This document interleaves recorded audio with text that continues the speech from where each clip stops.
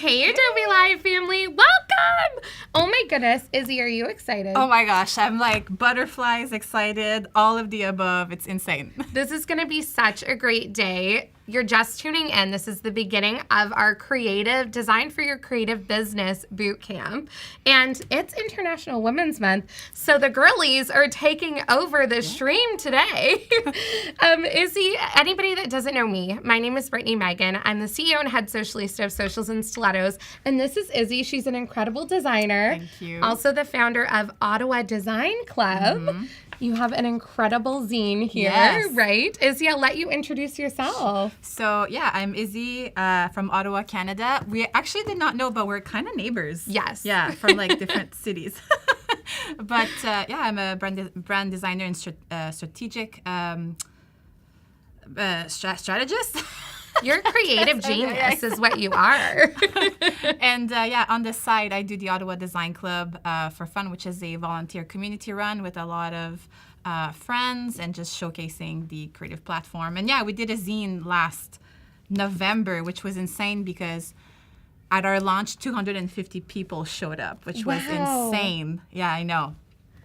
And I'm actually, the first project that I'm working on today, there's a creative that is featured in here. So it's like massive full circle moment showcasing Ottawa, businesses, creativity, all of the above. You're in for a treat today. I love this. I'm so excited. I know this is going to be like a jam-packed boot camp day. I want to take a second to say hi to the chat. We have Cody, Jack, Patrick. Oh, Matt. Matt's there. That's my fiance. I love that. Yay for supporting your woman. How great is this? Mm-hmm. So Izzy, we're going to jump into your computer, right? And I'll let you lead the way, girl. Okay. So I forgot to connect my mouse here, but that's okay. So here, I made a quick presentation, and today we are starting with Haley Wyatt, who is the founder of Wyatt House. She is a sustainable fashion designer and artist. So essentially, she uses reclaimed jeans to do amazing pieces. And I could tell you all about it, but I could also just show you because Haley was part of a documentary recently made by François Mittens, another amazing Ottawa creative. And here is basically the vibes that we will be working on for this next hour.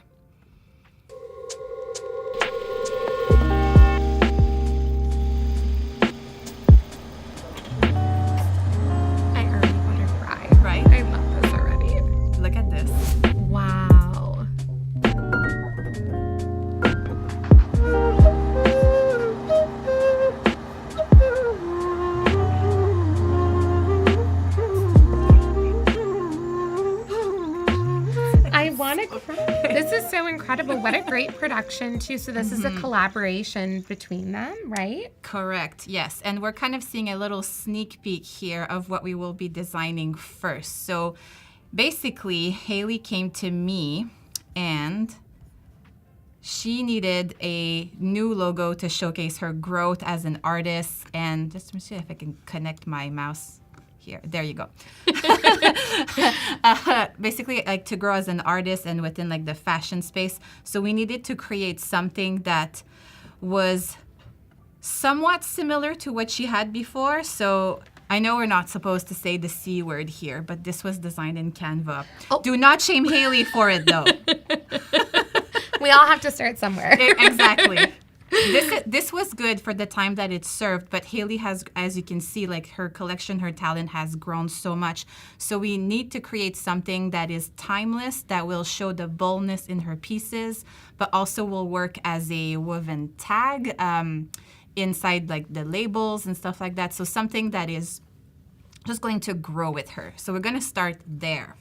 I also feel like this, there's so many more ways, like if you look at the video that was just done, that this could be elevated to really like represent how incredible and the impact that she's making in her space. And that's the cool stuff too with like working with other creatives. And obviously, if you know me, you know that I'm all about community and putting yourself out there. When you do put yourself out there, you meet the right people and you help each other. Like the fact that François was able to work with Haley, it elevated his practice practice as well, and so on for Haley is. So, sorry, I'm going to get emotional. I but love this so much. And I actually see Haley in the chat, which is so Haley. incredible. The star of the show, really. This is amazing. So you're going to be designing her new logo suite? Yes, so technically it's Wow. already out there, but I'm going to show you how I did it. Okay.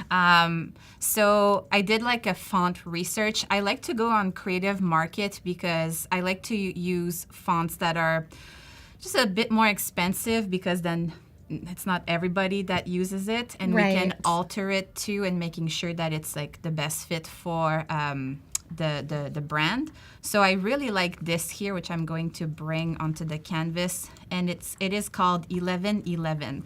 The reason why I like this, and like this is like hours put in 30 seconds here, but it's because of that W, because I love that it actually crosses like an X as if it was a stitch. Oh. Right? Okay. I Right? see what you're doing Right? there. Okay. So again, I'm going to design this really quickly, but again, it took me like a long time to figure this out. So essentially, I'm just going to outline all of this.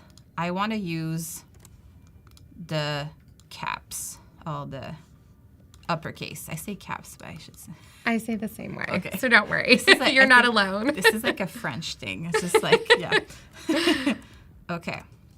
And right now, the kerning to me is way off. And I just want to make sure that it is tight and concise for what we are trying to achieve with Haley. So what I did is just making sure that everything is aligning perfectly. Like even when I bring this Y here, like this is kind of going outside, and we don't want that. So there's a lot of just like tweaking, Wow. just like that, which I just took the anchor and brought it back. And I always like, if you see me squinting, it's because I'm looking for the kerning. I always say I'm focusing it. It's like a camera lens. You focus it, right? And I actually should put the ruler on so we can have some guides here that we can work within. And how did you get to that? So I'll be fully honest, Haley, I'm sorry for saying your secret here, but Haley came to me, and I think it was like a week to the documentary being launched and featured with a big event, and she's like, Izzy, I need a new logo. Do you have time? I'm like, yes, let's do this. So I did not really have time to think, but you know what? Like personally, this is when I do the best work, because I'm Under not pressure. second guessing everything. I'm just like, I just need to get it out. And Haley and I are good friends, and we run in the same circle. And I happened to go to coffee chat with Pooja in between. Pooja is also a great friend. And I actually showed it to Pooja first, and I'm like, will Haley like this? And she's like, oh yeah, you're fine. And I'm like, okay. So it's like I had the approval first. Right. But yeah, so basically just making sure everything looks good. If you're wondering for kerning, I don't have the best like track record for this, but I'm trying to get better. Is I try to imagine if I had a water balloon and fit it under each, in between each letters. If it's using the same space in your mind, then the kerning is like somewhat right. Okay. Yeah. Okay. And kerning is like the fancy word for letter spacing, Correct. right? Yeah. Okay. Exactly. So here we have Wyatt. I'm just going to lock this and then group it. I always like to just duplicate it. Then I'm going to go to properties and just Pathfinder and connect everything, not collect. So yes, the name is wyatthouse.co, but I feel that because Haley is also an artist, having a watermark like this that is just her last name is going to serve like for a lot Right. of a lot of different purposes. So this is one logo that we have. Now let's do house, which because I want to have that differentiation that it is a house under the designer, fashion designer, I want to have a different weight for house. So I'm just going to bring that here, copy it. my artboards are so messy, but hey, that's what it is. I think it's all of us, though. Right? I think everybody's artboard, like, don't judge it until the end. And even then, sometimes it's a little bit of a hot mess express. Absolutely. So let me just align the H with the T here and see how, even when I do this, it's just like a pixel. I don't know if we can see it, but right here. Right. Right Your here. eyes are trained so well to see that. But this is like half a pixel, so it's Right. like, yeah. Okay, so this is looking good. And then I want to have the .co, but way smaller. Because I love the play on the weights, too. right? So like cool. I think it adds to like this is the artist and then this is the institution. Like because like eventually I can see Haley having multiple designers working for her. So this is another, it was also like something that we had talked about is having Wyatt, but then maybe it's like Wyatt, then adding the name by the name of the new designer that she'll be collaborating with or something like that. So again, Right. something that is very flexible. So there's a lot of play that can be added in the future with it. We have Sarah in the chat saying Wyatt is such a very trustworthy name. Right. And I agree. I also love when you can include names in branding, but like I think it doesn't look like a name because of how you're designed. Does that make sense? Yes, absolutely. So here I just copied it. Again, getting that artboard messy. Just going to make that. Actually, I forgot to fix the kerning here. So it has to match the Wyatt. So here, I'm just going to do more guides. And then just bring everything closer. I just use my mouse here, my keyboard, the arrows. When you were doing this project, because I know we're recreating it, did you like take away a lesson from it? That's a loaded question. Yes. I mean, I think, yes, in the sense that I needed to trust myself. This goes for all of the projects that I do, because when it's for a client that I don't know personally, like we have the chance to do the brand strategy and go really much deep in detail. I didn't do this with Haley because she's a friend and I know her, like we hang out. So, but the pressure, it's like it was more hyped because I'm like, what if this is not what she wants? And then like, will we stay friends? And you know, like there's a lot of like, it's like this line that you have to walk between like business and friendship. Right. But I so wanted to do this for her. And the response has been extremely positive, which is the best. But I was definitely sweating a little bit like, during the whole thing. I'm just going to Pathfinder everything here so it's all one piece, connect, and there we already have this. I would say this is the main logo, this is the signature, and then we need a logo for responsive, like a responsive logo. So this would be used for social media icon, or even, how is it called, like you know, Levi's has this little like tag that's coming out, like that red tag, and it has the logo on it, but I can see that for Haley as well. Right. I'm trying to think of an exact word. Like I kind of always just think of them as like, you know, something that's more of an icon. Yeah. Like a little bit, Is right? Is it called a woven tag as well? Like I'm not sure. Like what the actual thing is. Yeah, I think probably woven tag is probably the right. Let me Google it actually. There you since go. We're here. Woven tag. And this is the cool part. Woven tag. Perfect. Perfect. That's exactly there you it. go. Oof, thank Look God. at you. You got this. Didn't brush up on my fashion lingo. I should have. Also, only had one coffee so far, which is not much for me. So bear with me, everyone, and thank you. It's still early for us here. I mean, technically, we're in a different time zone. Exactly. Izzy and I, we're still operating like 3 hours ahead in the future. So. Exactly. Okay, So what I want to do, so if I go back here to the PDF, like we have this house like on top of the W. This was very important that we keep this iconography because people already know it. So I Right. wanted to build something that was similar but elevated in the same direction that we are building Haley's logo. So if I go back here, I took the Y in Wyatt because it has that perfect shape that I'm looking for. I built just a stroke, and I'm going to just, I always forget how it's called, but divide. Then ungroup it. And see here we have those little, like we don't want that. So I'm Right. going to just use the pen tool with the like minus.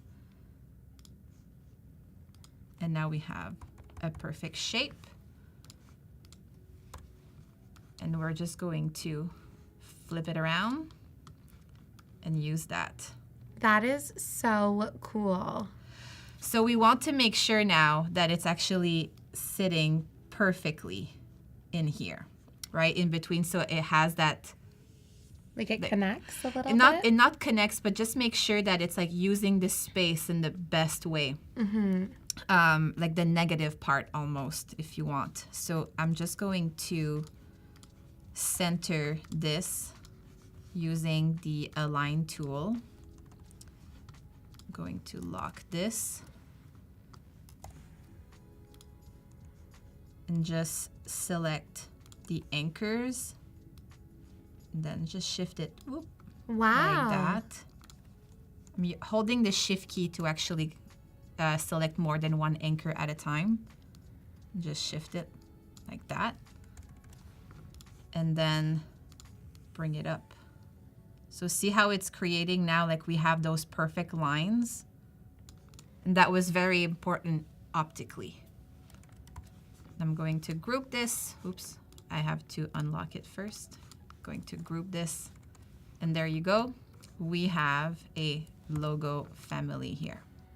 I love that you were able to like make a different use for the Y and turn it into that little like roof almost, which is so cool. And the way that that looks, I feel like was such a simple yet like elevated way to create this. Like, I like to break away the fonts to see if I can rebuild something with it. Like that goes for icons. It goes for just like see how you can build with it, because then you're using the same weight as the font, the same curves sometimes as the font, and it's just fun to play around with it. So I'm going to save this before I forget. And we just got our coffees and matcha. you. Yes, thank you so much. I saw a comment saying only one coffee. What? Yes, here we are with our second Should we round. do a little cheer? Yes. Like, yeah. Everybody chat, do a cheers with us. Ready? Yes. 3, 2, 1. Yay. Woo! Take a sip. So All right, good. this is awesome. So I've prepared some mock-ups actually for you so you can see kind of how everything looks. I also like to try the logos on a black background whenever it's being presented to the client as well, just so they can see and then they can have like a better vision for it as well. Mock-ups is very important too, so they can truly envision. I'm sure you do this with your client as well, so they can see the potential of it. I think it's hard sometimes when you just see the logos to like Yeah. envision how it would work for your business, especially if you're somebody who's not in the design space. Like Haley, I'm sure would have no problem like Yes. imagining where these things are Yes. going. But sometimes when you work with somebody, let's say they're opening a small business, they don't see how it's gonna fit. This is so cool. It's right. It looks so good, and I love the stitched look too. Me too. And I did this one as well and added with type. So I also found another font that I really liked as the text, which is Baru 100. And this was also on Creative Market. Actually, this is not the right font here, but I liked that the 1111 is really wide and thick, and then this in contrast is a bit more narrow, so it worked really well, and we can kind of see the marriage with it here.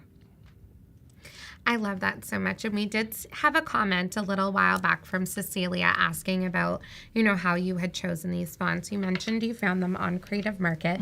Do you have a process you go through when it comes to selecting fonts? Yes. So I will write a bunch of words that is going to be used either in the logo, tagline, or even sometimes their name. And then I just look at what comes up with it. And I try to see, okay, before we also have a mood board, which we did not have in this instance here. Right. So basically when you have a mood board, it's kind of easier to find, okay, like the client has approved this because they like the look and feel of that font.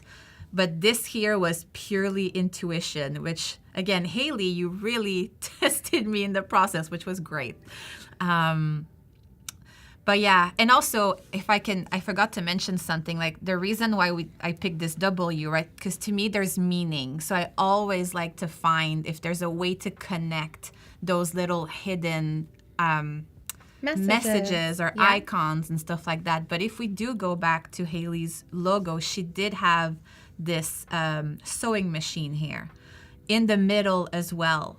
So by having that little X in the middle that represents a stitch was very, like, it just happened perfectly. Like I did not even create that W. Like, exactly. So I'm like, this is it. I don't even have to look further. I only presented this to Haley, nothing else. Wow. Yeah. And I'm like praying that she liked it. And she did. So I love this. It's such an amazing, just project in general, and so special too. And I'm sure holds such a special place in your heart because oh my gosh, you love this is somebody you already know and love. Exactly. So here we can see how it looks on tags as well. So Haley's also selling. Maybe I can move the other side.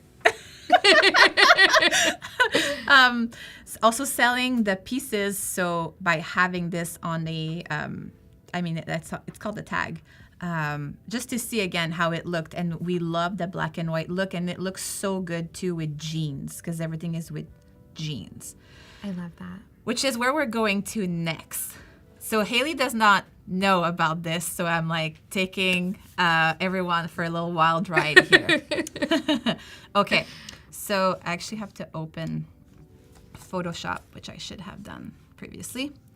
But recently, like I said, Haley was featured the documentary with a bunch of us from the community. Right. And I took a few pictures from that event. There was a few things, if I can find it.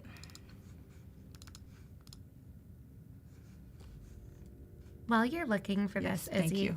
I do have a question for you, which is, you just spoke about black and white predominantly being the colors. Do you feel like every brand needs to have other colors other than black and white? This is something I always think about. It depends.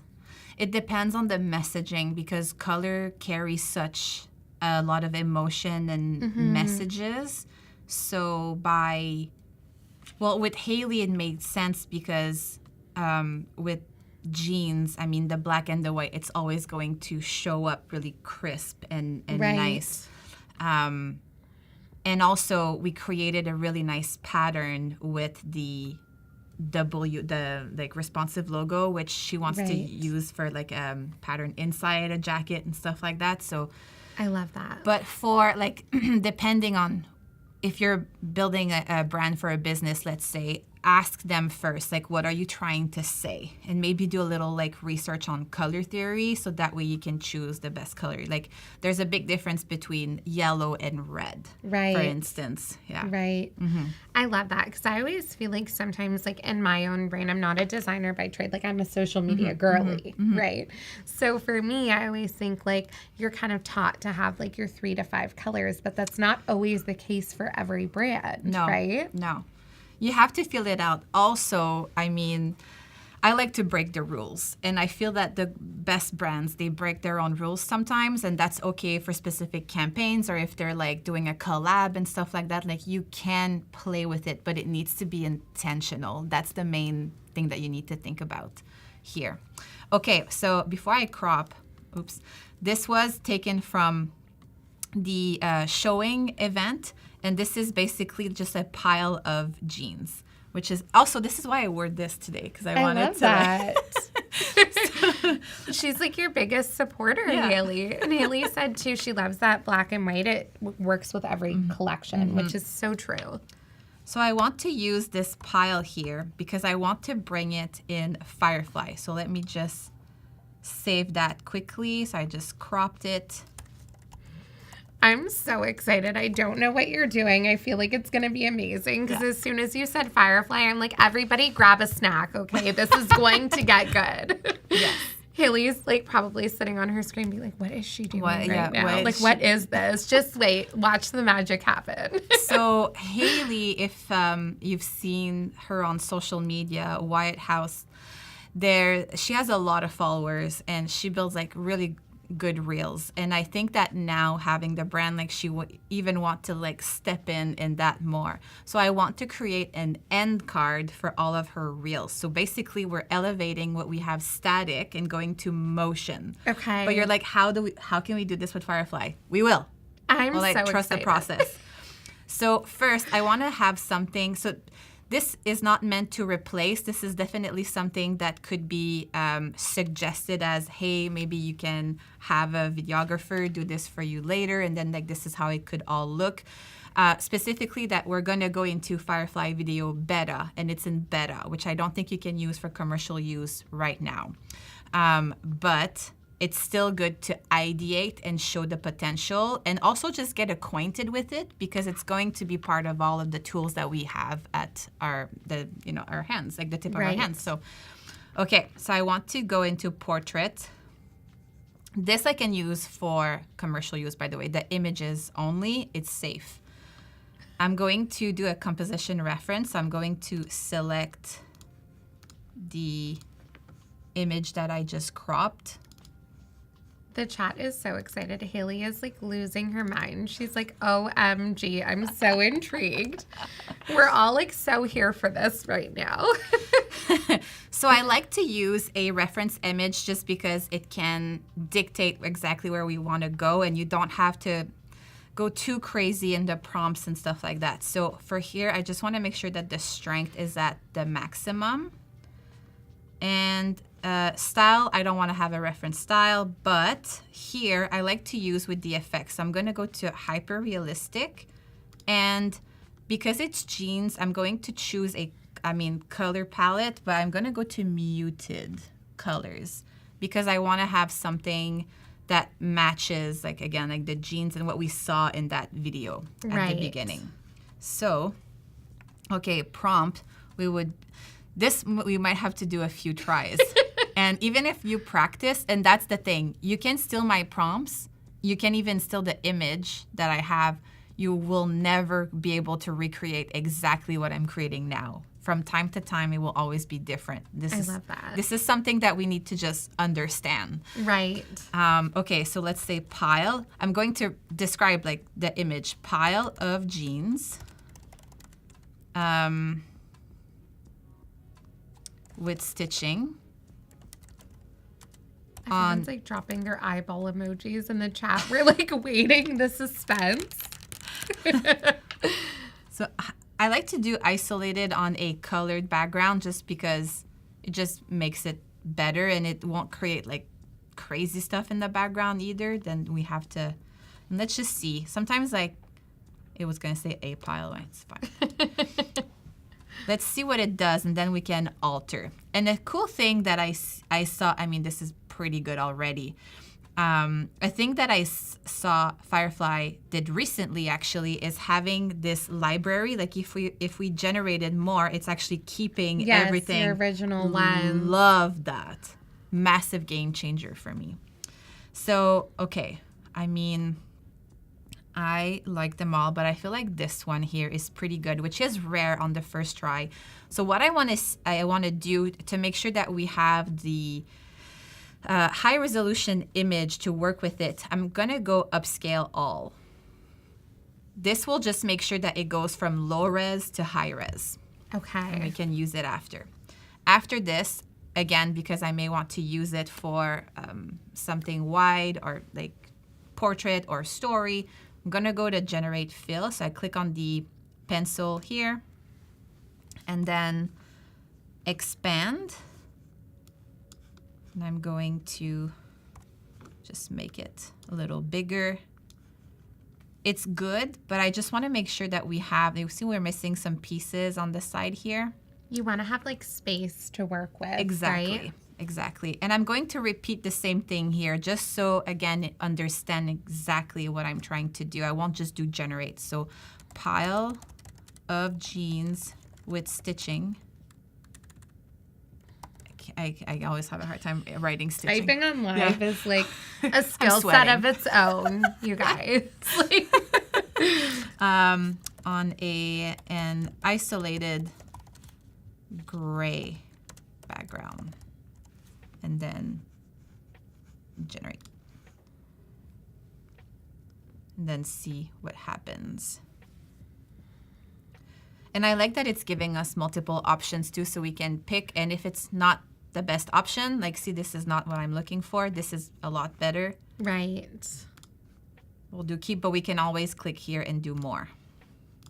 So I like this, and it gave us like the pieces that was missing when we selected the portrait format. Right. And then we're going to download it.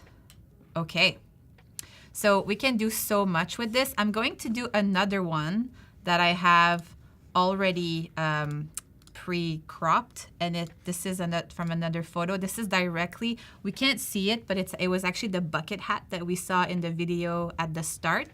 So I took a picture of that, put that as the reference, and I'm going to do a jeans pattern. So jeans patchwork pattern with, heavy stitching.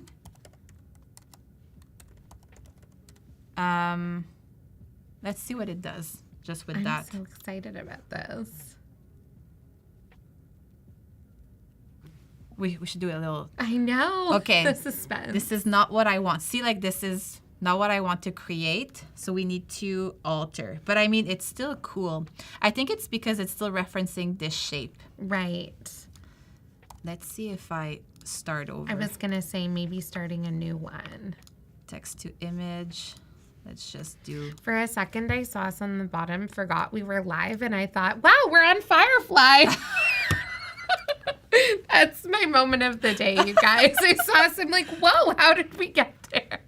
Oh, it's bringing me to the same place. I mean, it's okay. Let me just, maybe if I do both a composition and a style reference.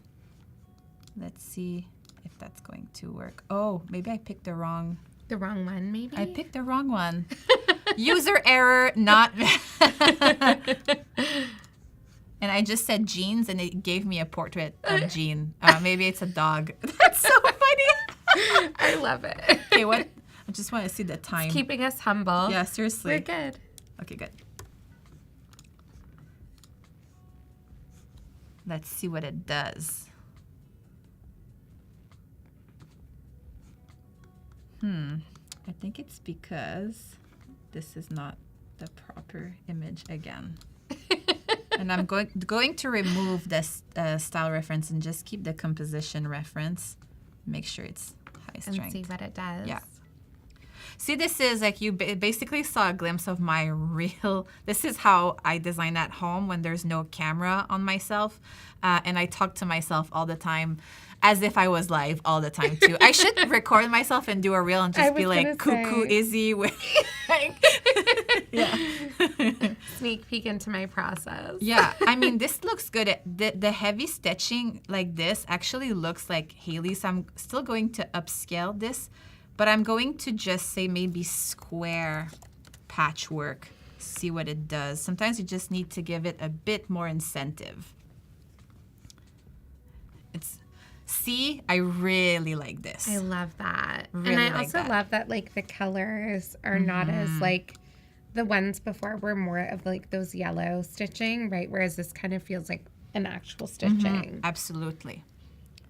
Okay, this is super cool. I really like this. Now, the cool thing that we can do now directly from Firefly is if we click on this pencil, you can go to generate video and it will use that as a reference directly, which is so cool.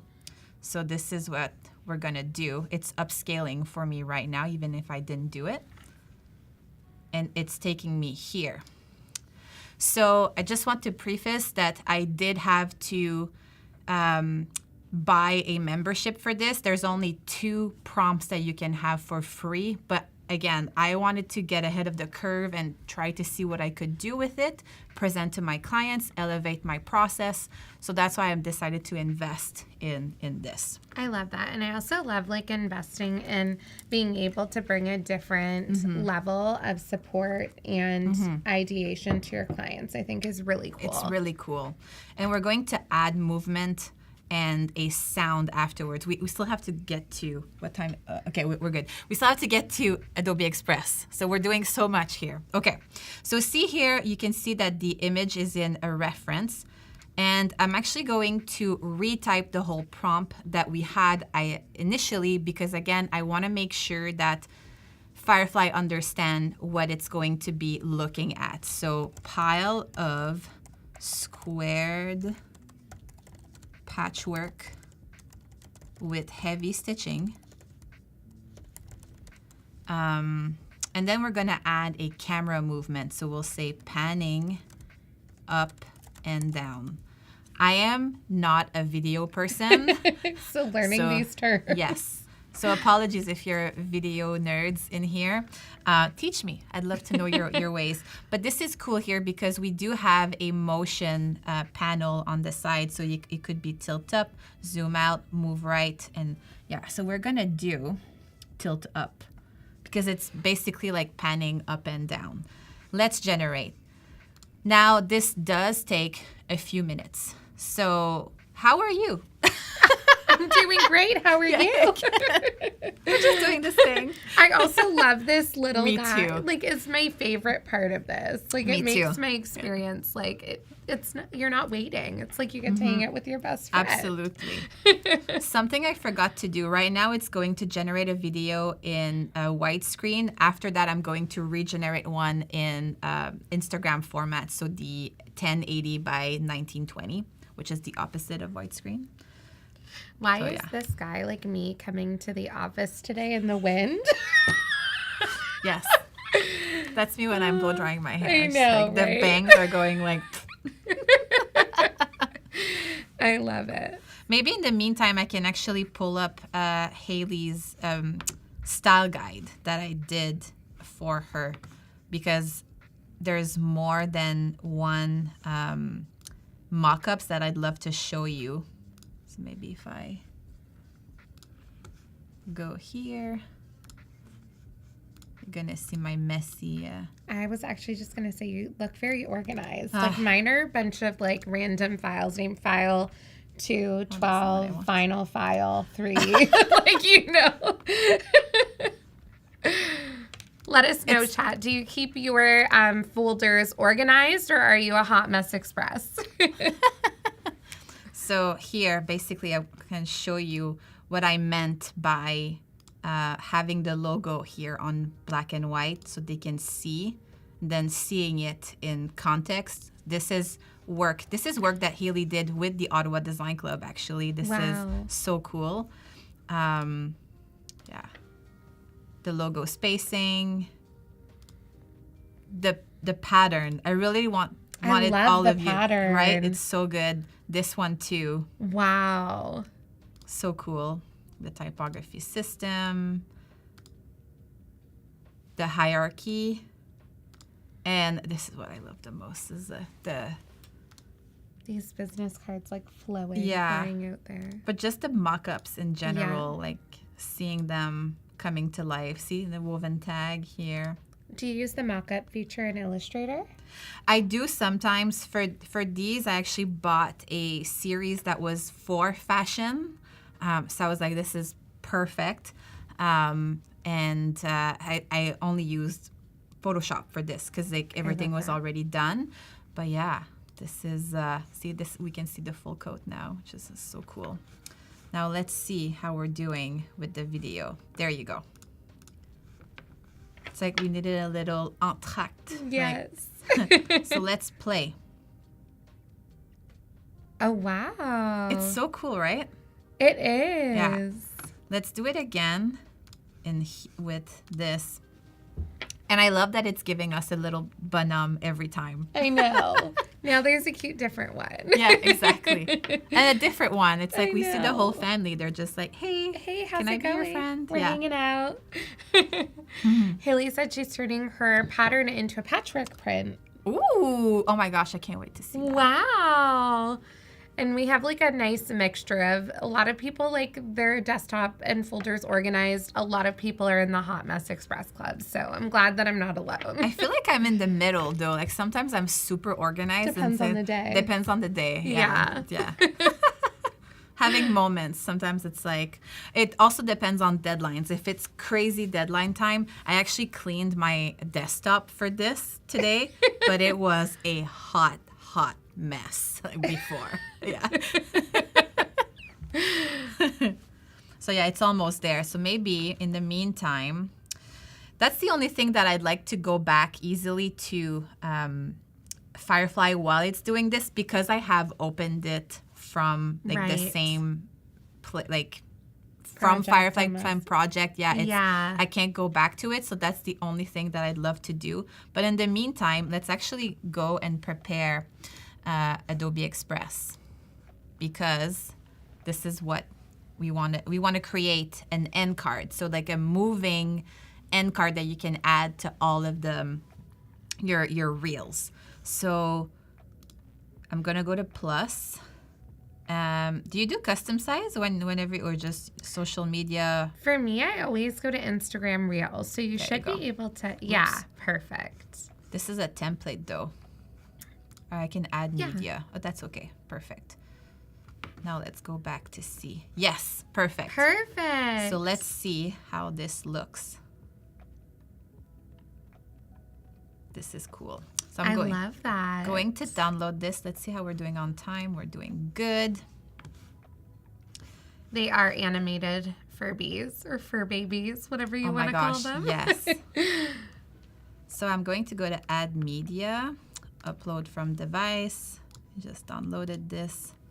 And it already gives me an MP4, which is great. And this is in 5.3 second, which I feel is a little long for an end card. I mean, you're the social media specialist, so you'd be the one to tell me. I would say like you don't want it to feel too long, like maybe somewhere between 1.5 to 3 seconds. Okay. Is probably like you want it to be long enough that it makes an impact with the logo, right? So let's go to 2.5. Sure. Okay, let's do that. Perfect. And I feel like this is just a tad too dark, not too bright. I want to add some muted. So let's see if I can maybe add an effect. Is that too dark? Because we want to be able to see the logo on top, right? Mm-hmm. And I don't want this other scene. I feel like maybe this is too much. If you go even into, and control the intensity maybe. Yeah, I feel like this would be, this already looks better. Perfect. Now, something that I absolutely love is that I can just go, I don't have to even upload the logo. I just can copy paste it directly. I'm going to make it white though. And then bring it to Express. Wait, so you actually copy and pasted? Yeah. Stop, I did not know that you could do that. Yeah. I always just add to my library from Illustrator. I mean, and then you can. That's like... No, but this is so cool. It's like boom, boom, bing. Stop. I feel like I'm like, that just changed the game for me. Stop. Yeah. Well, this is why we do Izzy? these. This is why we do these, right? It's because we learn from each other's It's process. true. So, hey, Like, yeah. I just want to know where you learned that from. Did you just try it one day and you're like, let me see if that works? Pretty much, yeah. And it did. I'm like, well, look at that. Perfect. I love that. So let's add an animation to this too, because we want to make sure that everything is cohesive. I mean, it does look good if it's just like kind of panning on top like that, but I feel like if we had just a bit of movement with the logo, it would also add this like, I don't know, je ne sais quoi. So let's maybe drop it. And what I like with the drop is you can actually start from outside and select where it's coming from. So I like outside.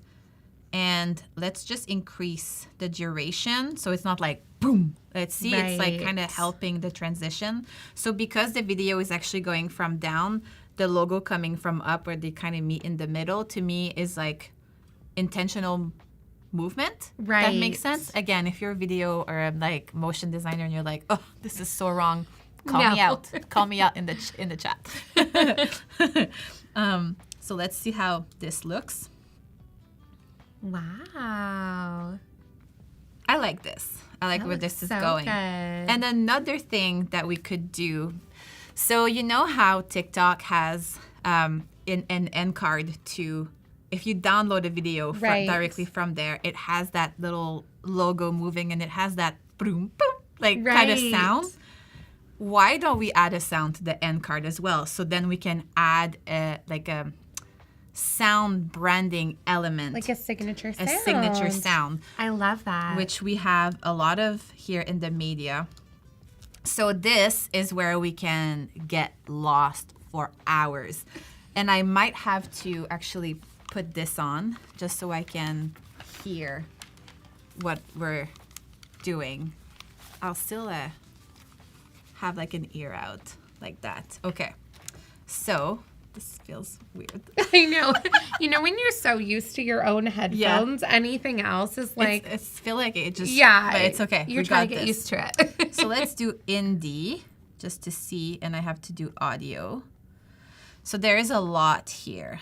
I know I like this one. That's why it's like showing up at the top because that's the one I ended up choosing when I prepared for this. But let's kind of see Acoustic Dream. I don't want to have something that is too long that I'll have to crop because there's like minimal cropping when it comes to sound in Express, which it's good if you want to be quick and, post directly to social. Right. But I want to have something that makes sense. I also feel like anything that's too music-y. Like this. You know what I mean? Like it kind of is like you would feel stuck on what to add for music for the rest of the video, right? Exactly. So let's just go with this here because I know that it worked. And let's just have a play to see. Oh. I mean, to me, that's like perfect, right? That's such a good sound. Right? Like making a note. What is it called? Audio? Audio Thief. Done. Adding to my library. And I'm going to do the in and out because I want it to fade in and then fade out. So if we do this here, I'm going to just cut in because there's like that clap that's happening at the end. Now that we're fading, that looks a little, like not looks, but sounds a little weird. So let's just like, we still hear it a little bit. And actually, you know what? I don't think we need a fade in. I think we just need a fade out. Let's see. Oh, we hear a tiny bit.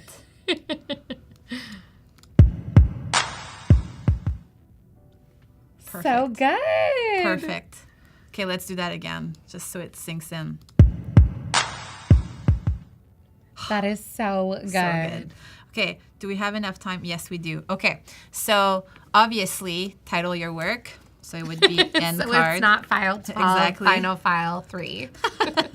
Or on title 1, on title 2. Yeah, and you're searching for something and you're like, what version of the untitled file was this? Yes, exactly. File save. Okay. Perfect. So obviously I did this previously. I wanted to make sure that I tested everything before showing it to you. Here are some examples that I've done.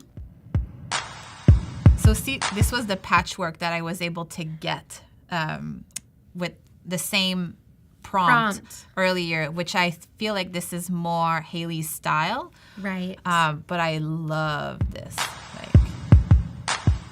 And I have this one as well. That is the pile of jeans, which she could use for different reasons. If she's like making something or cutting the fabric, she could use this one at the end.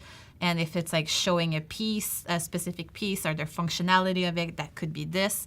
And I wanted to make sure that it all goes together. So François, I'm reusing your video now to see how everything goes together. So we can actually hear this one with Haley's voiceover, which is great. Wow. So we're in for a treat here. Oh, sorry, I'm gonna start. I wanted to make it a little bigger. Sorry, here you go. My bad. The way that I've designed clothes is I want them to evolve with the wearer. I want somebody to wear an item from me and have it become an extension of their body and part of their life that changes with them and evolves with them through time and ages and softens as they do. I love that. So good, right? That is so great. It is so cool. And one thing that I forgot to mention here is this here, you can add a transition. So whenever you have two, oh yeah, we're not, right? Production, Jacob might need to flip us over so you guys can see. There you go. Thank so right you. here, so as you see, there's like that triangle, like that play triangle. If we click on it, it gives us this menu, which I did dip to white because the video here was already dipping to white, showing, if we can see here, like the logos, which, sorry, François and Haley, I removed for the sake of this live.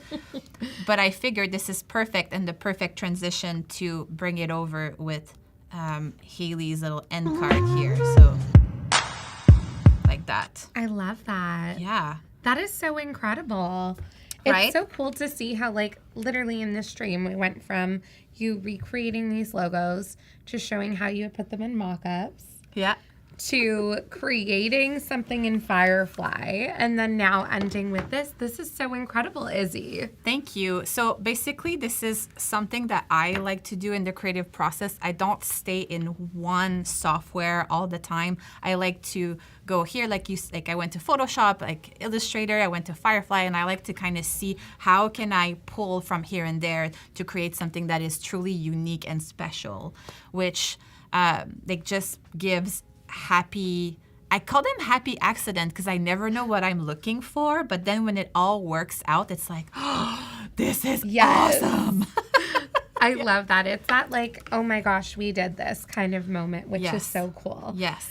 I know we have a couple of minutes left. I want to talk about Ottawa Design Club and yes. show the zine so we can show you. We even had production set up a camera to show you all this. Yes. Tell us a little bit more about this, and I'll give this to you so that you can... So here is the Ottawa Design Club zine. We actually launched this in November where we had an exhibition. And I want to show you that Haley is actually featured twice in here. So we have this, look at that cool top. I'm trying to, there you go. Wow. Which is so cool. And this is actually taken from the documentary itself, which is awesome. The theme of this zine was called Building Bridges, which is how to create connection. And for Haley in here, Haley has a background in science and, oh, Haley, can you please type it in the chat because I'm going to mess that up. But see here, this is like cells that, this represents cells, and I don't have all the medical terms, so I'm so sorry, Haley, if I'm not doing it justice, but go follow Haley. And another big thing that we did with this zine is we actually created an event, which you can kind of see here, and Haley was featured, and we invited the community to participate to an artwork, which we can see here people from the community pinning some fabric that Haley brought to a coat. But then Haley brought it back to her studio and finished it, and then we had this in an exhibition. So this is the finished product that everyone from the community on the Ottawa Design Club had their hands on. It was called Hands On Vibes, that event. Wow. It was so cool. So like I said, it is International Women's Month right now, and I'm all about community, and this was small. We're doing Small Business Week for creatives. It was really important for me to showcase people that not only I have worked with, but also from the community, because maybe you know this because you're from Toronto, but Ottawa is known as being this government, creative, boring city. Right. And that's not the case at all. There's a community beaming with creativity, and this is why we do what we do, is to showcase that and giving people a platform. So it was really important for me to bring that on a global platform. I'm sharing it with all of you today. I love this. This has been so incredible, Izzy. Thank you so much for showing us your process and for sharing Haley and her incredible work with us, and for showing us the Ottawa Design Club. I think what you're doing is so amazing. Thank you so much. We've got a full day of live streams geared towards helping you design for your creative business. So as we get ready for the next stream, chat, let us know who is a female-owned creator or business owner that you love. Drop their handles in the chat. Let's see what they're up to, and we'll see you in the next stream. Yeah. I'm Sarah. I'm a photo editor and photographer. I love this photo. Of course, there's a ton of people. That's just kind of normal for vacation photos. That's why we have Photoshop, where we're gonna remove everybody. Then you can just go to Windows and then just do the contextual text bar. Okay. I'm just gonna select my subject. So it does a pretty good job. Copy and paste it into a new layer. So let's just try to remove this cute girl. Oh, that one's really that good. like it followed like this line. I actually really like that one. Something I love too, again, about just the selection is just, you don't even like, right, it didn't even change my hair. Yeah, that's Even crazy. though you just select the person. This is the object selection Okay. tool. Da-da-da. I just love that, like, it's so fun because it's like, instead of concentrating on removing stuff, now I can think about like, oh, what would I add? Let me just show you something cool. If you save it to your cloud documents, right, I'm gonna Disney Tokyo, and then let's say I want to make like an Instagram post. Okay. Start a square post. If you want to make it longer, you could just resize it. So if you go to your stuff right in the left-hand corner, it's already there.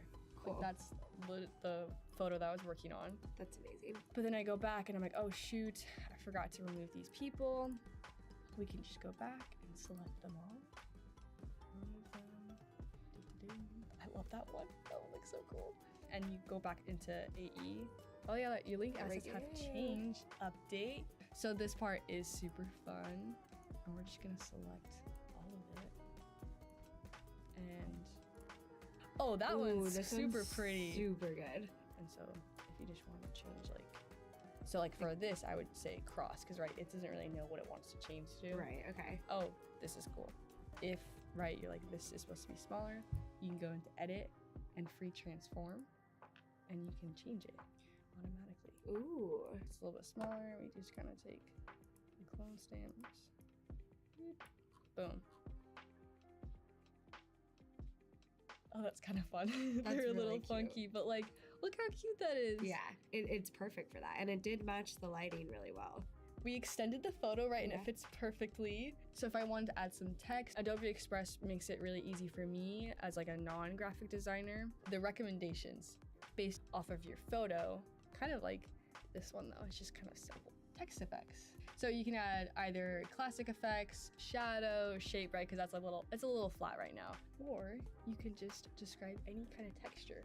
And it shows up. So maybe like kind of to match the light, we could do like lantern. I think of like ball gown dresses, like silky. So maybe like golden silk or something like that. So this is our golden silk dress. And it gives you 4 different options too. And you can either remove effect or even load more. And that too, like if you like don't even know what to put, then you can kind of like look like blue and gold marble, dragon skin. Oh, that's kind of cool. So you can invite collaborators, right, your other Adobe friends, publish it to the web, schedule posts, like, and it has like a little app. And it's already right here. Like, let me just like, you know, just went to Disney. And then you can add your first comment too. You can preview it, which is kind of fun. That's like, right, fun. Yeah, you can kind of see like, okay, I like that. So this is my final layer, right? I'm ready for it to edit. I'll go into filter and then camera raw filter. So this isn't a raw photo, but you can have like a little filter in it, and this kind of gives you the same, like this literally looks like Lightroom Classic, if you guys are familiar with that. You don't know how to edit photos like manually, you can just go into presets right here, and it actually does like skin tones. Like if you're like deep skin, medium skin, light skin, nice. black and white, edgy, right? Like, so I have pretty fair skin. So it kind of edits. Oh my gosh, I already love all of these. Yeah, so it's so like a much. preset filters, right? So I would just turn down the highlights just a little bit. You go over to here. So I used to just select subject, sky, and background, and you can collect like their body, skin, hair, clothes. If it, like my bow, right? Like that's so cute. Yeah. Like if I wanted to make my bow a different color, maybe. Oh, look at that blue to like match the sky. Yeah. Oh, that's cute. Yeah, no, that's super fun and super easy. Thank you so much for joining. Have a good one.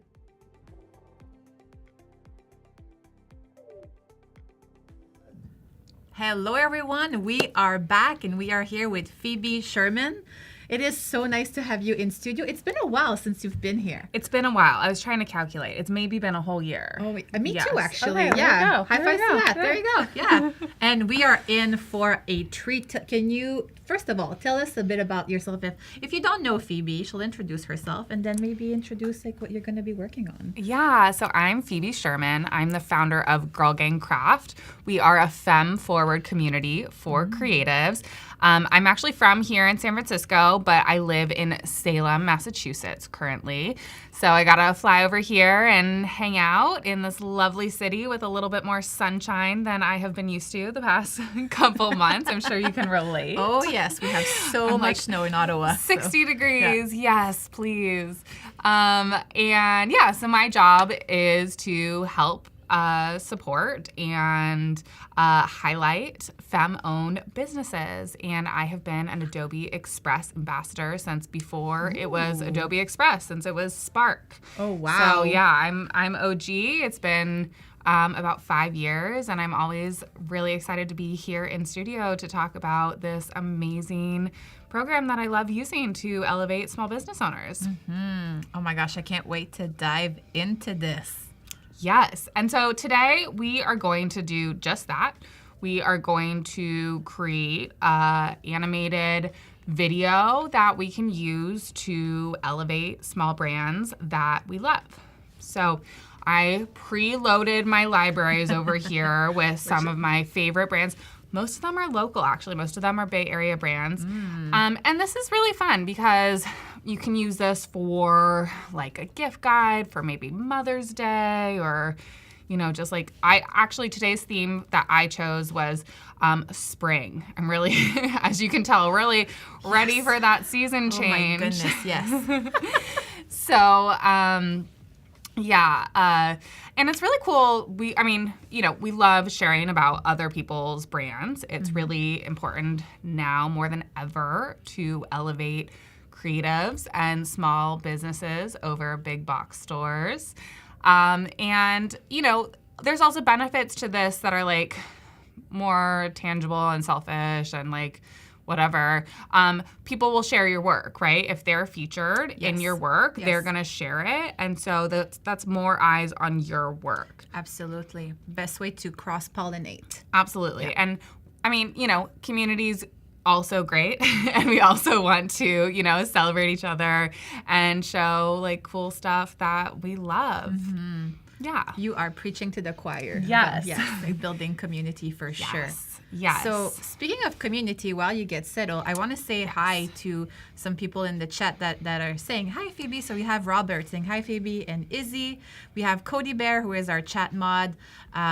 We have Gina.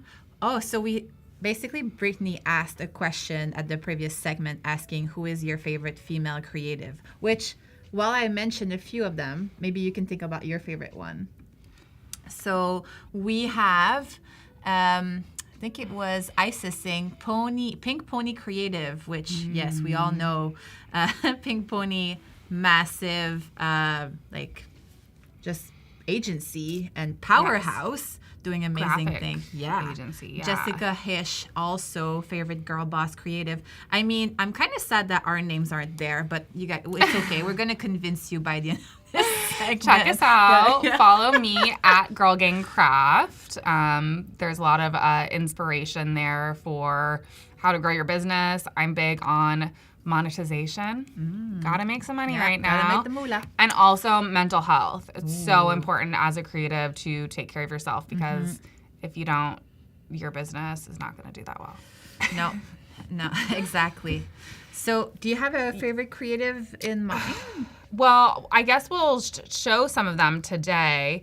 I mean, so I love so many different kinds of creatives, like graphic designers, photographers, and I work with a lot of product-based businesses and crafters because we throw craft fairs. I'm taking a break this year, but we have thrown craft fairs all over the U.S. And so we have a lot of, ceramicists and jewelry designers that we work with, and then, like service professionals as well. But I'm going to go ahead and get started with this. We have my brand colors already loaded in. We have this bright green. I think it's a little too bright for us right now. So I'm going to go with like my standard light pink, and we can maybe play around with that. If you don't know, you can upload all of your, or select all your colors and upload that in a brand kit, brand library here on Adobe Express. So I was thinking that maybe I would do like a collage style, like what sort of maybe you would see in a magazine, right? And then maybe we would do like individual slides or scenes, if you will, about each product and business I've selected. I also like working with a texture. So I'm going to go into do elements and like see if I can find like, I don't know, maybe a paper texture or something that I like. Let's see what backgrounds has. I have a feeling it's going to be in design asset, paper, background, paper texture. I recently did a project, actually. It was for the Adobe Express Challenge, and I went with vintage asset. And it gave me so much that I was so impressed with it. Like there's so much assets that you can use, and then I animated them. It was so fun. But yes, the paper texture was in the vintage. I love the design assets and elements, and all of these can be really fun. And then of course you have shapes and icons there. And you can play with the layers, right? So maybe this is better. Actually, since this is a background, I can't move this to the back, but I'm going to go ahead and make a square as well. Square. So then we can play with those layers and see like if we want the pink on top, and maybe we, oh, that's background still. So I'm going to click here. And maybe we make that,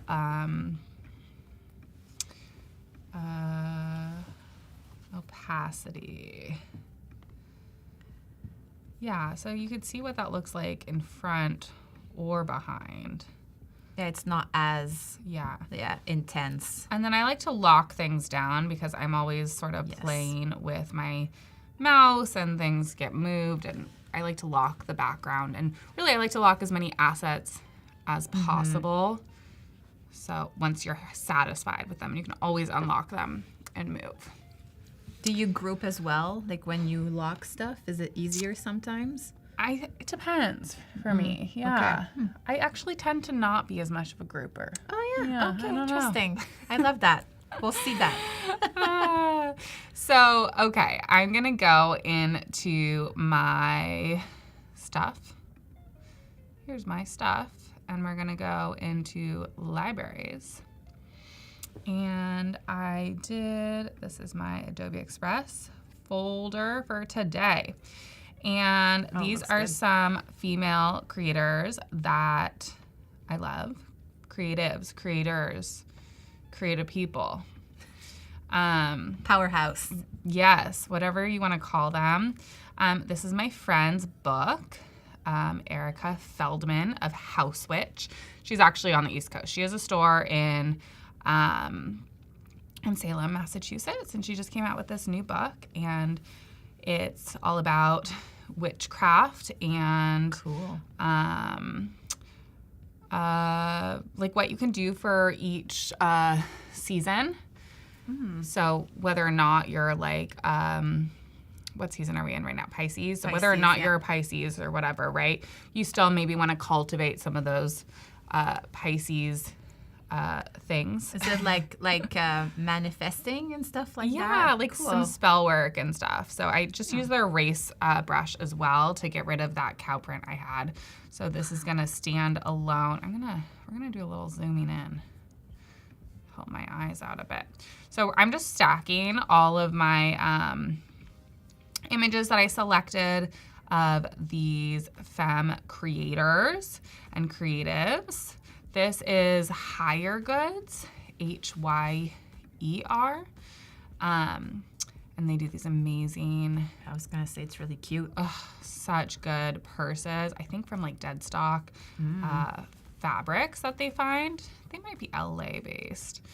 Don't quote me on that. This is Mud Witch. And they are, I keep on double clicking on this. They are San Francisco based, and they have a store too, actually. Really amazing pottery. And right now I'm kind of feeling like this pink is gonna clash a little. So maybe we do something else. That's okay. That's part of the process. We need to trust the process. Absolutely. We have a say in French that says y a que les fous qui changent pas d'idée, meaning like only crazy people don't change their minds. So, I love that. right? So if you change your mind, that's okay. It's a good sign. I love that so much. My husband is French Canadian. Oh, there you go. But his French is subpar. This is New Works. They are San Francisco based. This is so nice. Yeah, and they do really cool clothing and collaborations with designers.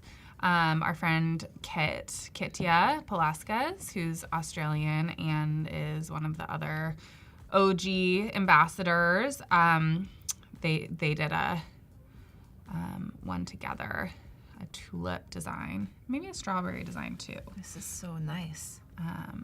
Yeah, I love these squiggles too. Except I don't know about that. Maybe boop. No, you can do the quick selection or the circle brush too. And so this one, you get a little bit more control. Oh, that's awesome. I did not know you could do this. Yeah, and then the other one that I used, I guess it's like AI, right? So it's gonna like take what it thinks it should take. Okay, that's not perfect, but I mean, it's pretty good. Also, if this is meant to be, is it meant to be a story or a reel? Oh yeah, so this is gonna be a reel, and we're gonna Okay. do multiple scenes highlighting each artist. And so we're gonna animate all of them as well. Okay. I mean, I feel like if it's moving, if it's not perfect, it's okay. And because you have that texture in the back, Totally. I think it can be seen as if it's just blending in. Totally. And then the last creative I've highlighted is myself. As you should. These are my tulip claw hair clips that I designed, and they're actually made out of plants, which Wow. is really freaking cool. So no plastic waste. And yeah, cellulose acetate is made from plants, and they're really like heavy duty. So those are on my site. You can check them out. Shameless plug right Yes, here. yes. Maybe we can have the chat moderator drop that in for us. That would be awesome. Thank you, Cody, Yes, for putting if you on that- the spot. If that's allowed, girlgangcraft.com. And I kind of thought this would be a hard one to take the background out of. So I did. Maybe I didn't. I thought I added an extra picture too. Let's just see if it's sneaky on my screenshots back here. Oops, those are my texts. Sorry. Okay. Intermission. I didn't have them. I didn't have it. So we're going to have to maybe manually. That's okay. I mean, I think we all want to see the process with so I this made it a because circle. Well, that's kind of cool too. No, let's see. Let's try it. Let's do the AI version. So we're going to do the quick selection. Not so good. Let's see if it does it better over here.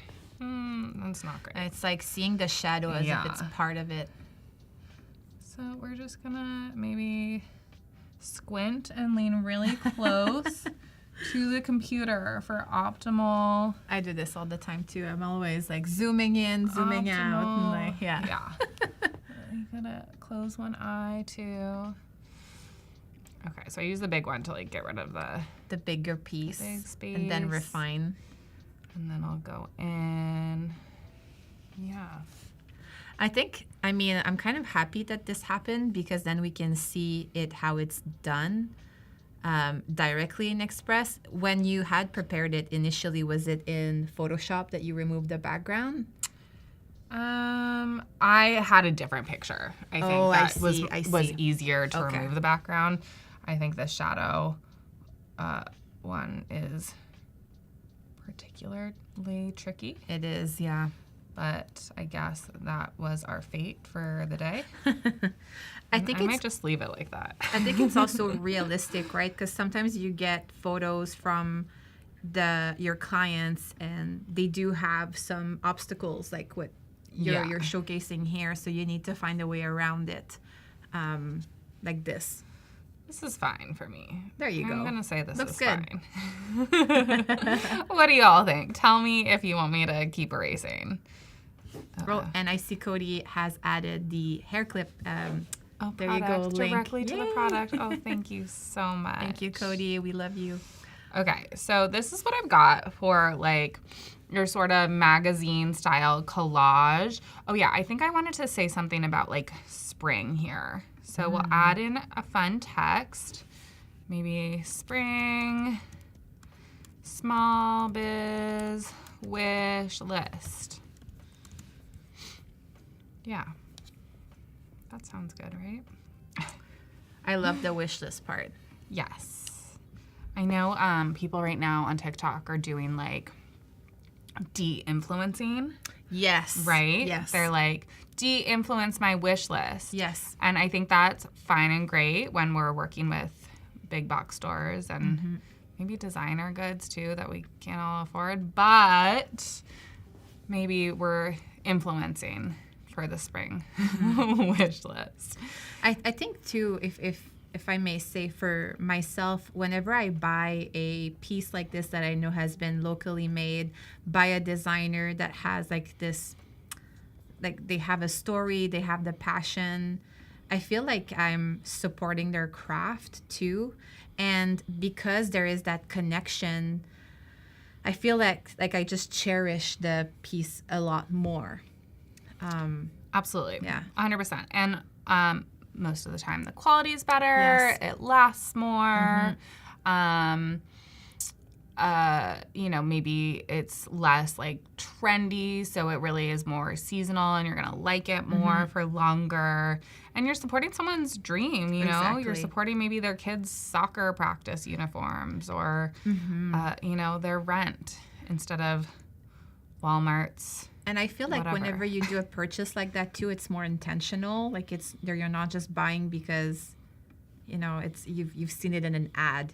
Because most likely you won't see this in an ad on Instagram or something like that. You're seeing it because it was presented to you in a specific way from the business owners, and then you connected with it. So, anywho, Yes, I agree.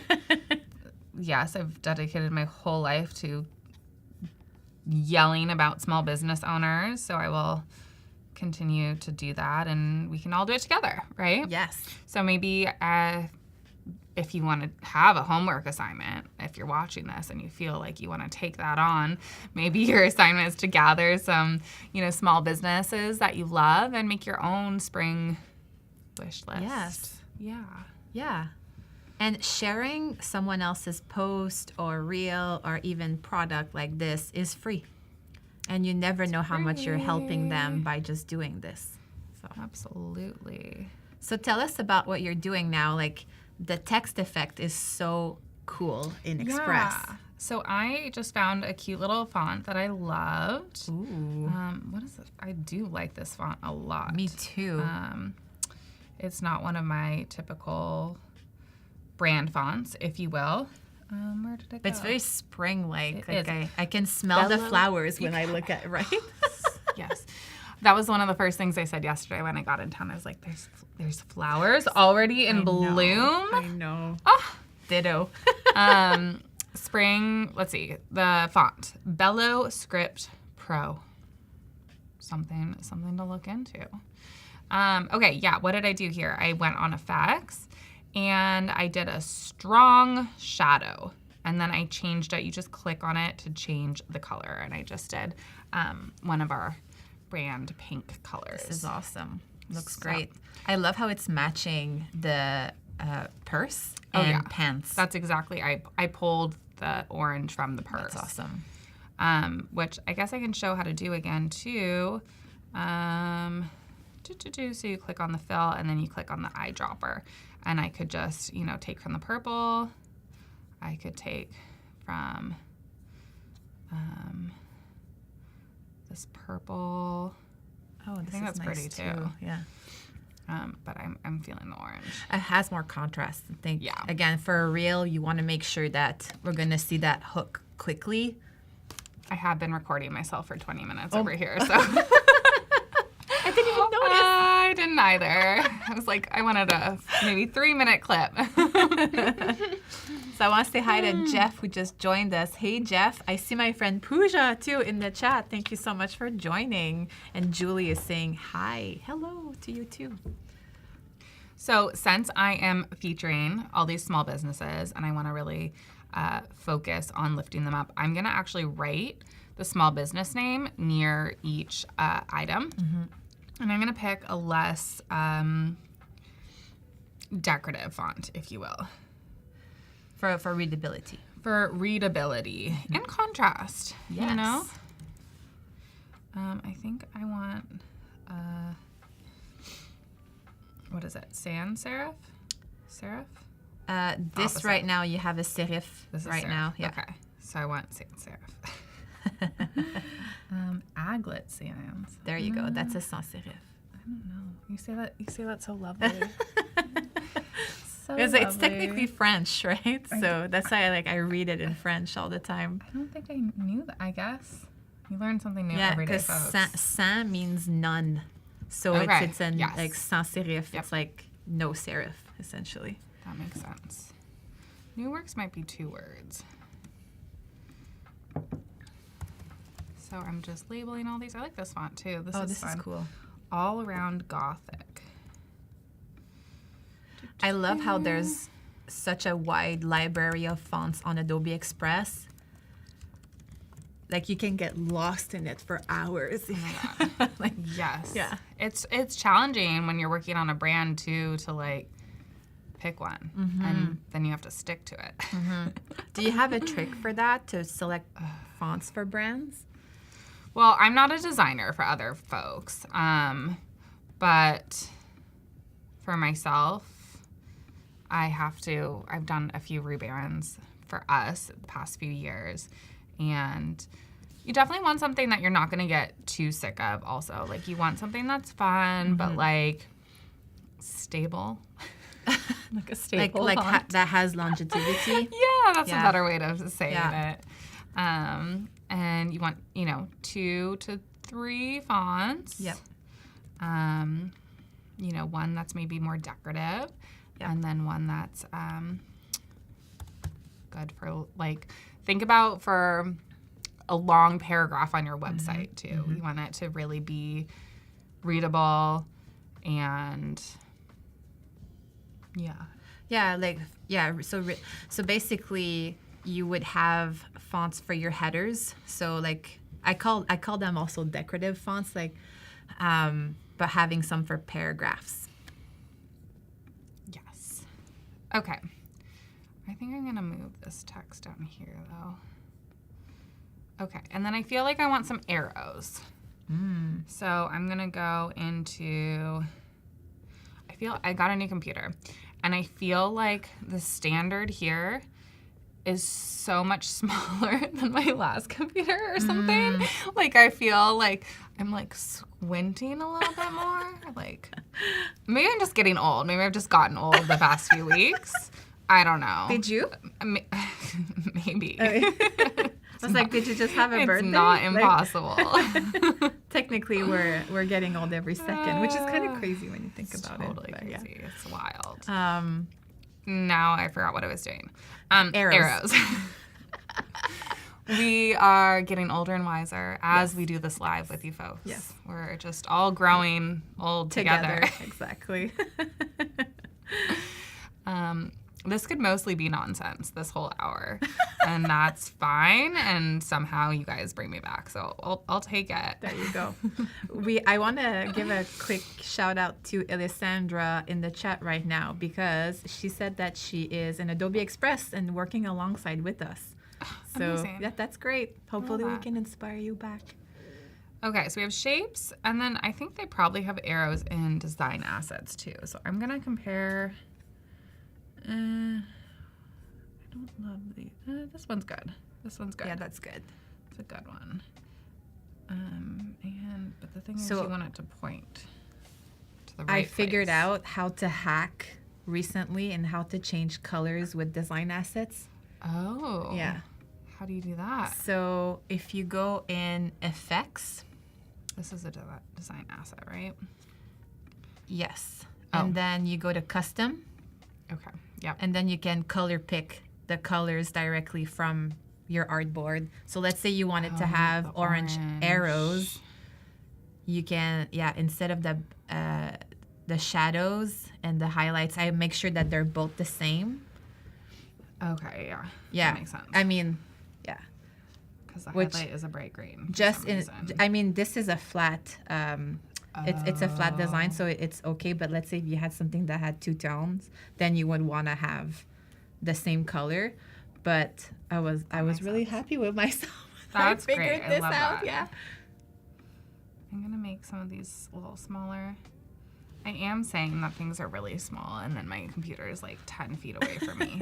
So I feel you do. I got the bigger laptop size because you of that. did, Yeah. yeah. But then it was hard to find a bag that my laptop fit in. oh. So I feel like even on the plane or whenever I'm at cafes, like this is so heavy. So sometimes I regret not having the smaller version, but I feel you. But I am also getting old, so the bigger screen makes sense. So funny. And then can you rotate this? Maybe not.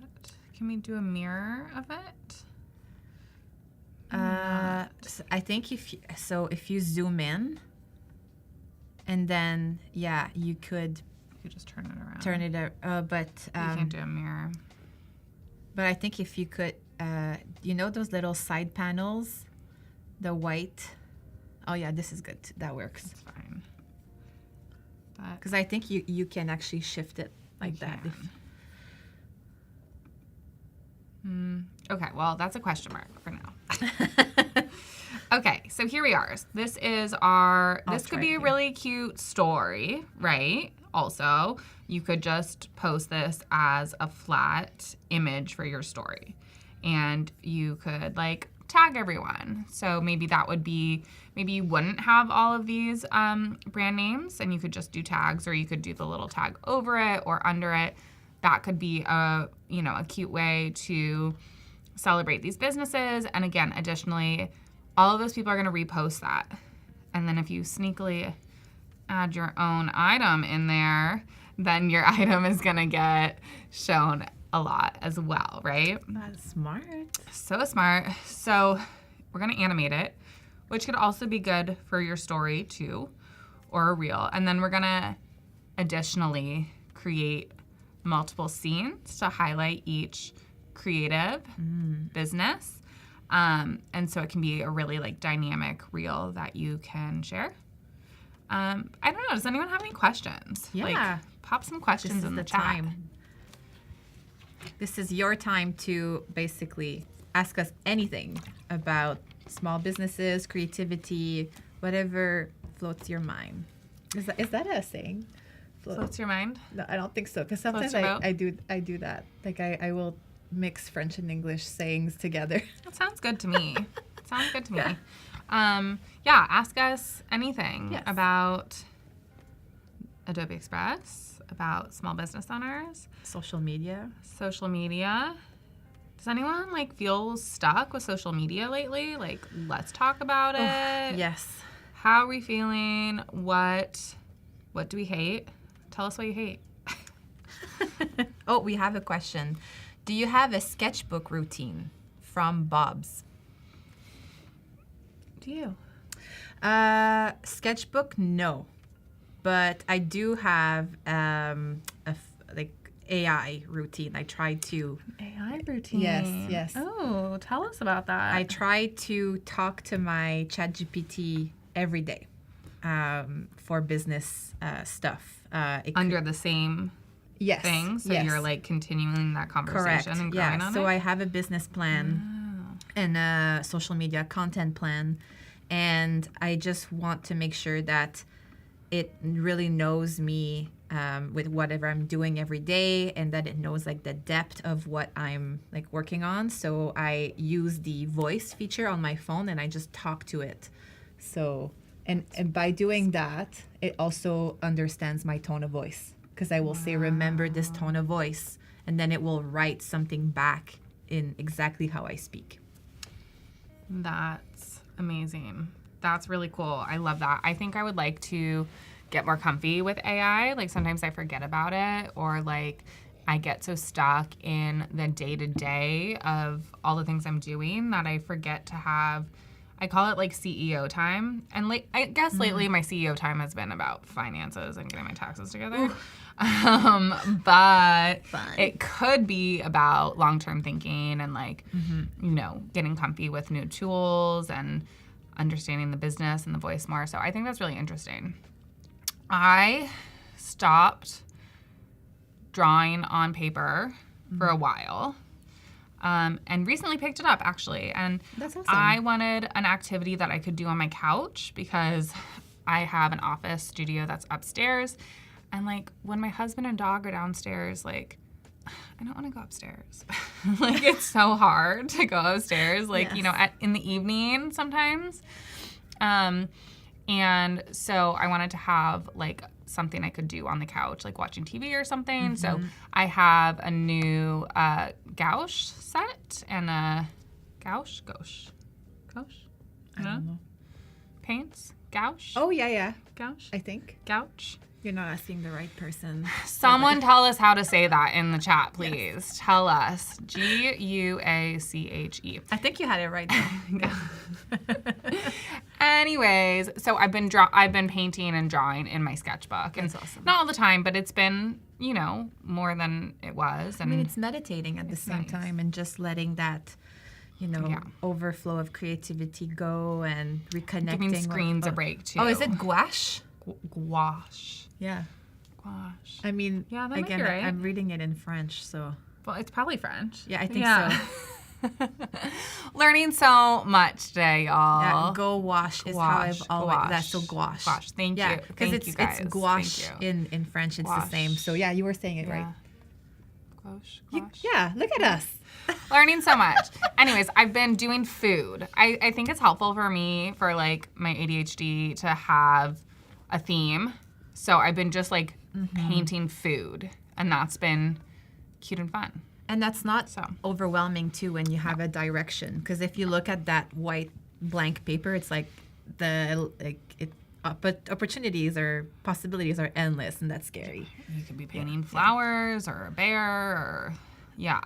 So food is a good one. And also I just repainted my dining room pink. It's really cute. A while ago I did like checkers on one wall, and then I rent. So the other side was still landlord gray. And that did not work at all. No. So I had to paint the landlord gray, also a light pink, and so it's really cute. And now I have a food-themed gallery wall over my little bar. So maybe if I like one of my pieces well enough, then it can join the, That would be the other awesome. artists on my wall. So anyways, we're hoping for that. I think I want to do like a cute little cake next. Also a Diet Coke. Yes. Those are my agendas. Oh my gosh, I love this. Okay, so if ever Anyways. you do end up doing it, we want to see it on social. So Sure. prompt Yeah. to everyone to make sure to follow Phoebe on social media. Yes, at Girl Gang Craft, or my personal is at Phoebe Sherman. On my personal, I do a lot of thrifting also. So if that's your thing. Also another sort of sustainable form of fashion as well. So love my small businesses and love my thrifting. I am a thrifting addict. It is something that calms me, and it's like a nice fun activity. It gets me out of my house during the Yes, winter, yes. you know? So, and you never know what you're gonna find. It's like hunting, gathering mechanism is tickled. I don't know. That's awesome. Okay. Okay, back to this. We're on animation. And we did just talk about grouping earlier and how I'm not a grouper. I'm not a grouper. But for animation, we're going to try grouping things. And we're going to see the difference because maybe we actually don't want the text and the image coming in at the same time. Maybe we want to separate that. Maybe we do. So we're going to try a couple things. But so right now I have grouped the higher goods section over here. And I could be mispronouncing that as well. Higher goods? Higher goods? Higher goods? I think higher seems right. Right? I don't know. Yeah. Sure. I think it's like high, like heights, like higher goods. Like it's higher than the typical. I think it's a word. It's a word play. Yeah. That sounds good. And so you could also group it, or you could just highlight all of it too, and then animate it. So maybe the grouping is like redundant. We're gonna make all of these little sections.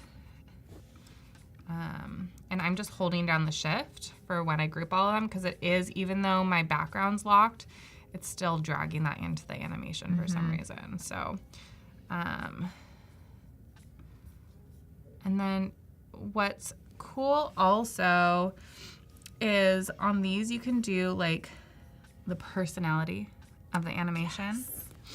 And it can be a soft personality. It can be a smooth personality. It can be a strong, an energetic, or a loud personality. But like you get what it means, right? Like it can like bungee softly or bungee. This is now a Muppet show. Or bungee loud. So anyways, we're doing great here, you guys. Everything is going so well, swimmingly. I love how you could build a poem afterwards with the animation, or just the like what you're doing in Express. Like you could have all of your steps like written down, but then with the words that it's using, it's almost like a poem. I love that. Like animate, group, smooth personality. You know? So this one is bothering me. It's going really slow. So I'm gonna change. We do have another question here Yeah. from Babs, saying, do you use a shortcut for groups? Is there a shortcut for groups? I think you can use the Command G. If you selected everything, it's like working in another Adobe software, such as Illustrator or InDesign, or even, I think you can also do it in Photoshop. I'm not 100% sure for that one. So you can animate the way in, which is in.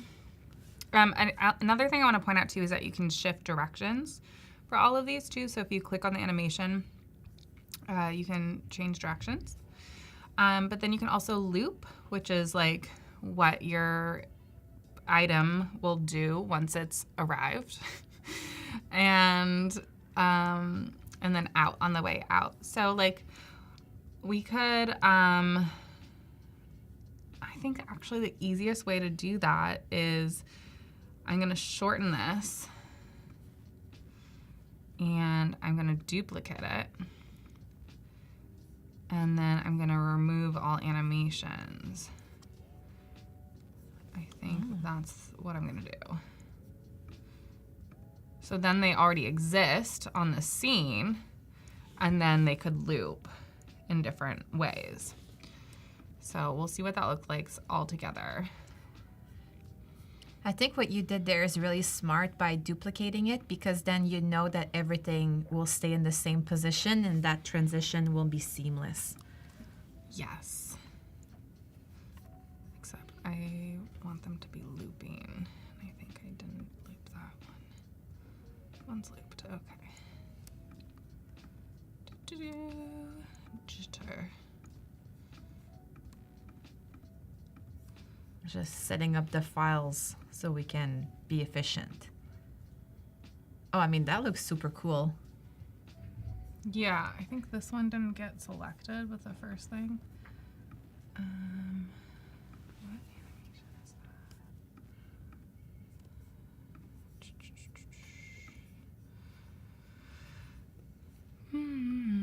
that? Okay, There you go. so. Great. And then I probably want to do something to the text too. So you can also animate the text. And I love a typewriter attached. Oh, me too. It's just simple. Spring small biz wish list. Nice. Right. So we're gonna even delve into more scenes, if you will. And again, ask us any questions, y'all. I am going to just, well, I kind of want to keep the paper. In there. So let's see. I'm just going to duplicate the whole thing again. And I'm going to delete everything on it. So we keep that cute like pink paper background. And maybe this is actually going to be at the beginning instead of the end. We're going to see. But let's see. So let's say I want to focus on the new works. Gonna pull that in. New works. And like, so each thing can have its own scene. I think that's such a great idea, because sometimes, and it goes by so quickly when it's in a reel, that you may only catch one of them. But then by showcasing them one by one, you're giving all of those businesses like a platform and the same amount of attention. And I deleted the item, and I'm just duplicating that as well, or I thought I was. Just deleted it instead of duplicated it. Duplicated it. Okay. So now we have Girl Gang Craft. And this came with us somehow, and we lost an arrow. So we have Bab saying nice in the chat. Thanks so much. Anyone else have any questions? Like, I think this could work really well on social media with a really nice sound. You could pick an Adobe, general license sound, or, a trending sound too, if that is aligned with your brand and your business. And, I might even try, I want to talk about trial reels, because I think that's really interesting right now too. But like you want to create a dynamic piece of content like this. But I do want to also say that people like to see your face. The algorithm likes to see your face. So you could even like post this and then like do a green screen with it even, and like point. Or like we could add in a picture of ourselves somehow to this. you could like post this and then do an additional one where you talk about it even. So I think like trying these different styles of content can be really interesting to pull that data and like see how that works. And additionally, a really good like teaching moment for yourself to figure out what works, figure out what you enjoy doing also. And like see how, you know, we're not all slaves to the algorithm, but also we want people to see our work. So it is, you know, sort of this constant battle. Oh, we have Jeff in the chat saying here, I'd be terrified to show my face. I feel that. Yeah, that is fair and real and true, and perhaps something you might want to face. Pun intended. Oh my God. Truly. Yeah, I mean, I know it is really important to show your face. There are accounts that are successful without showing their face. But I think it is more challenging. They work harder to get to the same, yeah. And people want to know the person behind the brand, right? That's why we care about small businesses, because we care about the person. It's not Walmart, it's not Target. We want to know about your life. And, you know, everyone's like degree of comfort for what they share is different, and that's totally fair and valid. But like, yeah, people want to know you. They want to know what you're about. And yeah, it's just something to think about. Just doing a quick time check. We have 9 minutes left. Ooh, anyone have any questions about social media or Reels? I guess we can go ahead and play this and see what it looks like. But if you have any more questions too, or techniques for showing your face. What does it feel like to overcome that? I think it's really about practice. Yep. I think it's about good lighting. It's gonna change everything. You have some good lighting. Yeah. And practice. And also seeing the results, right? Like once you do show your face, I find that you get more engagement on your post.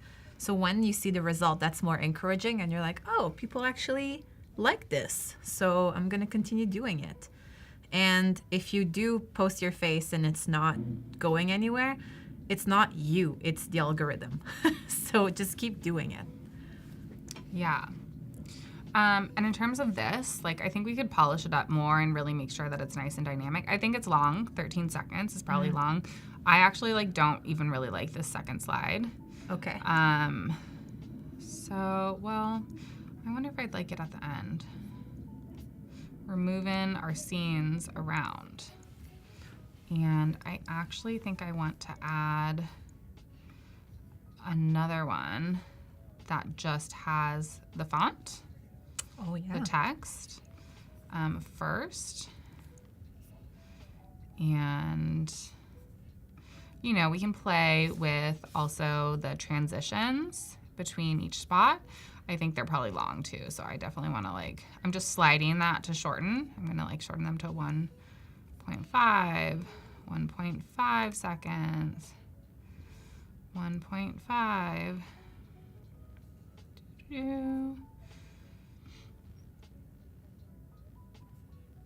and it might even be a little long, but that's gonna be that. And so let's just see this from the beginning. From the beginning. Spring, small biz, wish list, new works, house switch, girl gang, craft, higher goods. I think some of those animations could be different and better, and you can, decide to get more fussy with this. I know that this one didn't animate. So I definitely want to animate that, maybe even more with the loop. And I didn't like how this one looked afterwards, because some of those came in again instead of stayed there. We do have another question here from Babs. Babs is on fire today. So, do you have a social media post plan, and how do you find ideas to share? This is an excellent question. Yeah. I do a mix, and I teach a mix of pre-planning posts and going with the flow. My account particularly is politically oriented, so there's going to be things that are top of mind that I want to share about that are not predicted. So I generally, it depends what the sort of cadence is of your business. Whether you're working around certain seasons, we're rooted in craft fairs, so a lot of our stuff is seasonal, and there's a natural sort of launch cadence with that. I am moving away from that model, so it is a little bit different these days, and it depends what I'm trying to sell and what I'm trying to direct folks' attention to. For instance, the beginning of this year, I wanted to focus on all the tech that we use to grow our business and to our workflows. So each week, I focused on a different tech that I was promoting. And that felt good for me because when you do a one-off post, if you're trying to sell something, it's not going to be as potent. Right.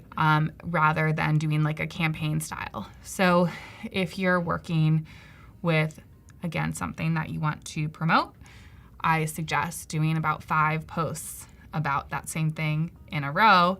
And that can sort of help your cadence also. And that informs your social media plan as well. That is excellent. Excellent planning.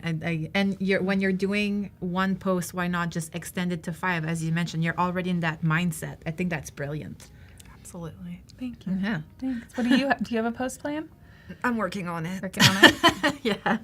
But Adobe Express has a way that you can auto post. So Yes. I think now Instagram, TikTok, Pinterest, and LinkedIn. Yes. I think that's correct. Yeah. So I think you could take this right here and automatically post it. Write your caption. I think there's AI in there now too that's going to help you write your caption. And again, you could even do a couple varieties of it, right, too, for different platforms or just to test something, right, do an A/B test. I did mention trial reels earlier, too. I just want to quickly mention that, too. You can now trial your reels, and it's going to be sent out to folks who don't already follow you. And I think that's really interesting to, again, A/B test, too, and just get more data and more information from. So we have 3 minutes left. Can we see the reel in its entirety? I think that would be so fun for... And you could add music to this too, but this is what's happening right now.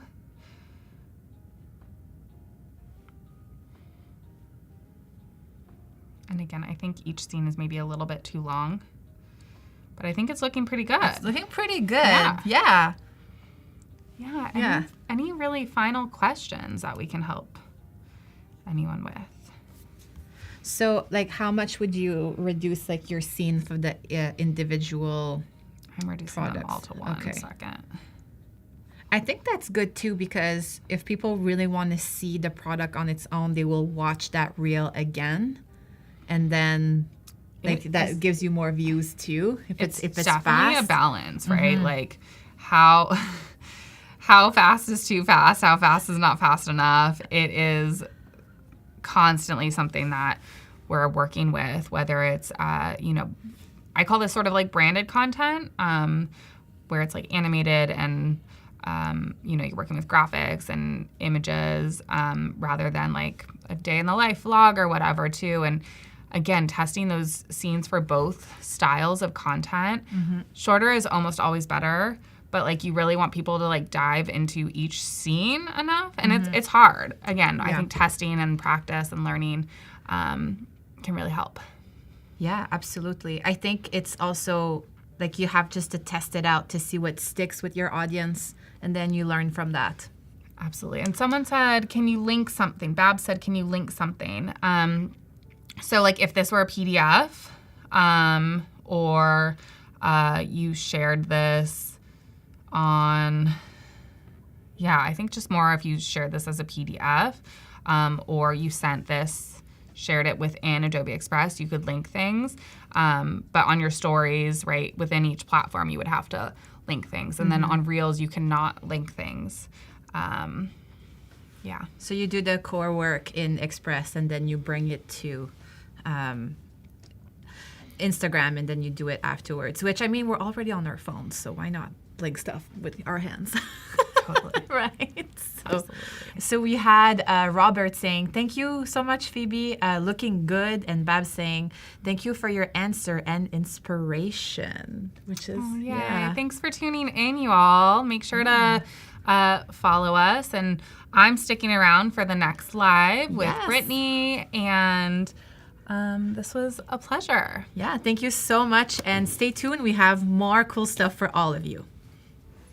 This is an end of the year social media marketing checklist. What I'm gonna do is I've kind of created my canvas as an 11 by 8.5. I wanted it to be printer friendly. So I have my copy up on this one page. And what I'm gonna do is I'm actually going to create a second page here. And this is gonna be my like working page, if you will, my working file. And I'm just gonna pull my copy from the front. And now I'm just kind of aligning everything. I wanted to get to feel really good about maybe one bubble. And then I'm gonna start recreating what I've done for some of the others. So I know with being a checklist, one of the biggest things is like, I don't know about you all, but for me, if there is not a place in the checklist for me to like check mark done it, then I'm not doing it. Like for somebody like myself who I just kind of need to get in, get something done quickly and get out. This is my baby. I feel like Express was made for me. So yeah, I can see obviously getting your content down and getting everything nicely organized with your hierarchy and bolded fonts, looking good. So what I've kind of pulled in is just some icons as well as a logo for the Socialista Club and just kind of like plop them in. And I feel like already, can you not see how this is like really starting to look super branded and very fun and extra like me, which is great. And now I was just kind of like thinking I kind of might want to like include a little something that gives it the idea that this is holiday season. So I was thinking maybe I'll put like a little Christmas tree, and obviously we can make this in the brand colors, which is so great. Nice. I kind of do like it like scaled to the entire page. This is where we started, everyone. I mean, come on. Like, I know she says she's not a designer, but everyone can take this and go and put it in their own branding, and I'm gonna give it to you all.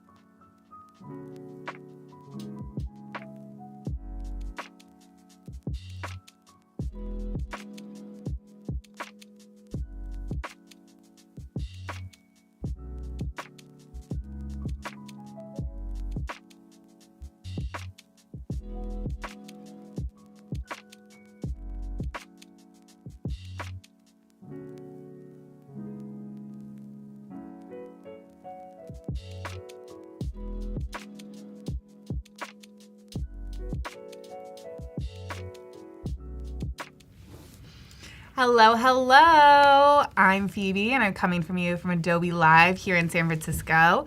And we have Brittany here from Socials and Stilettos. Hello. I'm so excited to be back. Now I get to actually design with y'all this time, and Yay. I feel like I'm super excited. We're going to be doing social graphics in this stream, which is so exciting. Anybody who doesn't know me, I am a self-proclaimed social media guru. I run a marketing agency, so I like to think that I know a thing or two about socials and kind of bringing a brand to life on socials. And when we were kind of talking about this stream, I was thinking to myself, okay, creative business, when you hear creative business, what types of businesses do you think of? I think of photographers, website designers, graphic designers, and then maybe product-based business owners as well. Right. So it's kind of this whole big ecosystem. And I mean, you have products too. You have stickers and actual products that, being able to create graphics to promote those, I'm sure, is super important for even you and your business, right? So important, because if we're a business owner, we need to be selling things. Yes. So we would like to make money. That's the goal, right? That is important. So I kind of wanted to jump in first and show our Instagram and just show you kind of what I'm thinking we're going to start with. There's two things that I really want to focus on in creating in this stream specifically, which is one, we're going to spend the first half of the stream creating a reel to spotlight a brand project that we just brought to life. Amazing. And the second half of the stream, we're going to create promotional graphics for a product-based business. So I feel Perfect. Let us know in the chat, which do you feel best, I want to say represents your business? Is that the right way to say that? Sure. What kind of creative business do you have? Exactly. So just to kind of give you an idea, I'm going to scroll down. This is an example. Love all the pink. So good at matching your nails and your outfit. You know it's we me love if there's pink, yeah. right? So I just want to mute this so that we don't get kicked off of YouTube here. So hopefully we can't hear anything. Jacob, just a heads up. This is an example of normally when we create brand projects at our agency, what we like to do is create interactive reels that kind of showcase the brand and all of its elements.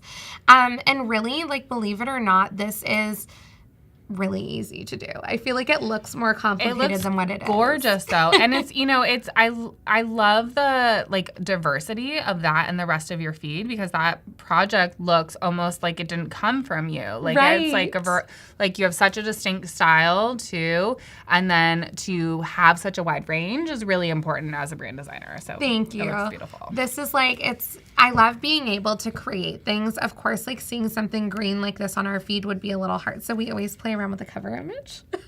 That's my secret. If you're a brand designer that wants to stick to your own branding, use the cover images. But we're going to kind of bring this to life with, recently we designed a brand for my personal brand, which is fun. So it's very pink and fun and girly and very me. So we're going to kind of create something that really represents that. So I think what I'm going to do is actually start in a reel template. I opened up stories, but we really actually need a reel. So there's this button here, Instagram reel. If this does not pop up for you, because don't quote me, product team, but I think the Adobe Express homepage custom tailors to what you tend to click on the most. So yours might look a little different than mine. I'm very curious, but I feel I don't have an different Instagram. Yeah. Exactly. So I always just click on Instagram story instead of Instagram reel. Exactly. So it's cool to kind of see, but if you don't have that there, you can always press create new, and then you can actually search for Instagram reel, and then you'll see all the Instagram formatting comes up, and it's right here as well. You can browse templates or create something with a custom size on your own. In this case, I'm just going to click Instagram reel, open up a new project, and we're kind of at this page here. So we're going to start this one from scratch. And the way that I like to kind of think about my Adobe Express project in general, let me see why I need to reload this page because I can't see anything right now. It's definitely a user problem, not the app, I think, right now. And we're going to make this maybe actual size is going to help. Here we go. It's because I zoom in. Are you a zoom in girly? We were just talking about how in the last episode, in the last stream, that we were getting older. As like every day, we're just getting a little older and a little bit squintier. It's like my manual focus, you know? Yeah. So that's definitely a real thing. I love it. I'm glad that I'm not the only one. You're not the only one. But you can kind of see here, like, these are some of the brands that I work with on, like, a regular basis. And that's really cool and important to know about, because if you have an agency or any sort of, you know, where you have multiple brands, you can put them all in your brand libraries, and you have your color palettes, you have the text already saved, you have everything saved there, and that is a really cool user feature. You can kind of see it here too, right? Like, they're laid out this way. This is probably the better way to look at it here. But these are your, like, brand kits, and inside of them, they can be fully customizable. Like, even the colors, like, you could create multiple color palettes for brands, which is really cool. But in this case, we're going to kind of stick with my branding. So you can see here, there's the pink shades. I wanted to make sure that when we were creating my personal brand, that we brought in my signature pink color that we use for my agency, which you can kind of see here. It's very similar. This, like, signature pink is brought over here. And what is your personal brand? What are you doing over there? Honestly, I wanted a space to, like, just share social media tips. And, like, as I scaled my agency, and I feel like a lot of creative business owners who maybe have agencies will feel this. You kind of get to a point where you started and it was, like, mostly you that was the face of your brand, and now it's mostly a team. So I kind of feel like, okay, I don't have, like, a space where just I can like show up how I want to, you know? And that's a really good, like, branding mechanism too. Like, a lot of folks want to follow founders, and especially if your brand social media becomes a little bit less about you, like, they're going to want to see more about you. Like, I also have two accounts, main accounts. Right. Girl Gang Craft is the business I run, and then I love your business, by the way. Thank you. I love. It's so my vibe. Yeah, very aligned, very aligned. And then, you know, my personal account is Phoebe Sherman at Phoebe Sherman. But, you know, I'm sharing a little bit more about my personal life over there. I'm doing some thrifting stuff, so things that, like, maybe don't have anything to do with my business. But you can leverage that as well, right? It almost works as a funnel. Like, folks will follow your business and then follow the founder, or vice versa. So I think it's a smart thing to do. Thank you. And I think, like, you have to be kind of, like, okay with growing in business, and, like, be, you know, understanding, like, maybe I need to, like, split things up a little bit, or, you know, go with a different approach. And I think, like, I pushed back on having a personal brand for, like, a really long time. And I'm not saying, like, everybody needs to have, like, a personal, like, brand identity like this. Like, you see your favorite content creators all the time. They probably actually don't have a visual identity. But I think for me, what made it so important is because I run an agency. Like, I want how I show up to be the direct reflection of how we show up for our clients and how we show up as an agency. And I think if I didn't have, like, an actual brand identity, I would probably feel like, oh, this is, like, not me showing up and, like, my best stilettoed foot forward. You know what I mean? Absolutely. That makes a lot of sense. And yeah, I mean, I think a lot of, like, what you had to say earlier about the growth, and, like, maybe you're splitting things up too. Like, you can try splitting things up too, and if it doesn't work out for you, you don't have to post all the time, or you don't have to do it. Like, at one point, we have an apparel brand, and for the last few years, I created a separate account for it. Right. And then I decided I didn't like that, and I brought it back onto our main account. So trial and error is totally valid. And I think like you just have to roll with the flow, like whatever really truly feels aligned. Like you could try something out. Like even with Socials and Stilettos, we recently launched like an offer called the Socialista Club, and we started a whole separate Instagram page for it. Like had a full content strategy. After like a month and a half of posting, I'm like, I kind of don't want to do this on its own page. Like I'd rather keep it on our main page, and that's okay too. Like I think that there's beauty in like trial and error and figuring out like what feels like it works best for you and what doesn't, and then just kind of like rolling with it and being okay with the change. But you could like walk down a path that's not working for you for so long and then just feel like uninspired, disconnected from what you're doing. So don't be afraid to make the changes. I see some of my team in the chat too. Oh, that's so Hi, fun. Nicole. Hello. And these photos are so fierce and good. fun. And then what is this filter that you were using on top of it? It's funny because like I literally just turned down the opacity. Oh, okay. So I know, but it is kind it- of like a yeah. filter, right? Like we can play around It with looks this. And good. I chose one of my brand colors as like the background. We could do pink. We could do Okay. anything, but like that is like my little tip for using like a filter or like something over top of your image. I think looks really, really cool. And in your same brand colors. Super smart. Exactly. And I like to kind of think of, you know, I want to say like these brand reveal reels is what we like to call them, as a way to like showcase the full brand suite and what we're doing. So I normally like to play around with like the different colors that we're seeing. So, you know, we had like the light neutrals on the first. I don't know how I'm feeling about like this light pink at the bottom. Like very not sure right now. I might switch that up after. But like kind of making sure that we're showing all the different logos that were created and used and how those kind of all fall together. So like if we look at this, for example, again, our inspo, something that we've done in the past, we started with like the feed, then the different logos, and then the icons, and showing, you know, that one was really cool where it was flashing between the colors. It was the exact same graphic, but the colors were changing, right? This is like a fun way to kind of do that. So I think for this, even maybe if we don't want to do the color variations, maybe we can do the logo variations. So I'm going to just make a copy of this because knowing me, I'll like delete something and then forget that I did and then forget where I ended up. So maybe bring this variation down to the bottom, and maybe we can put something like this in the middle and see how this looks. And the black and white is totally like a completely different vibe. It is. It's so funny to me how like the color can make the graphic have a totally different vibe or feel.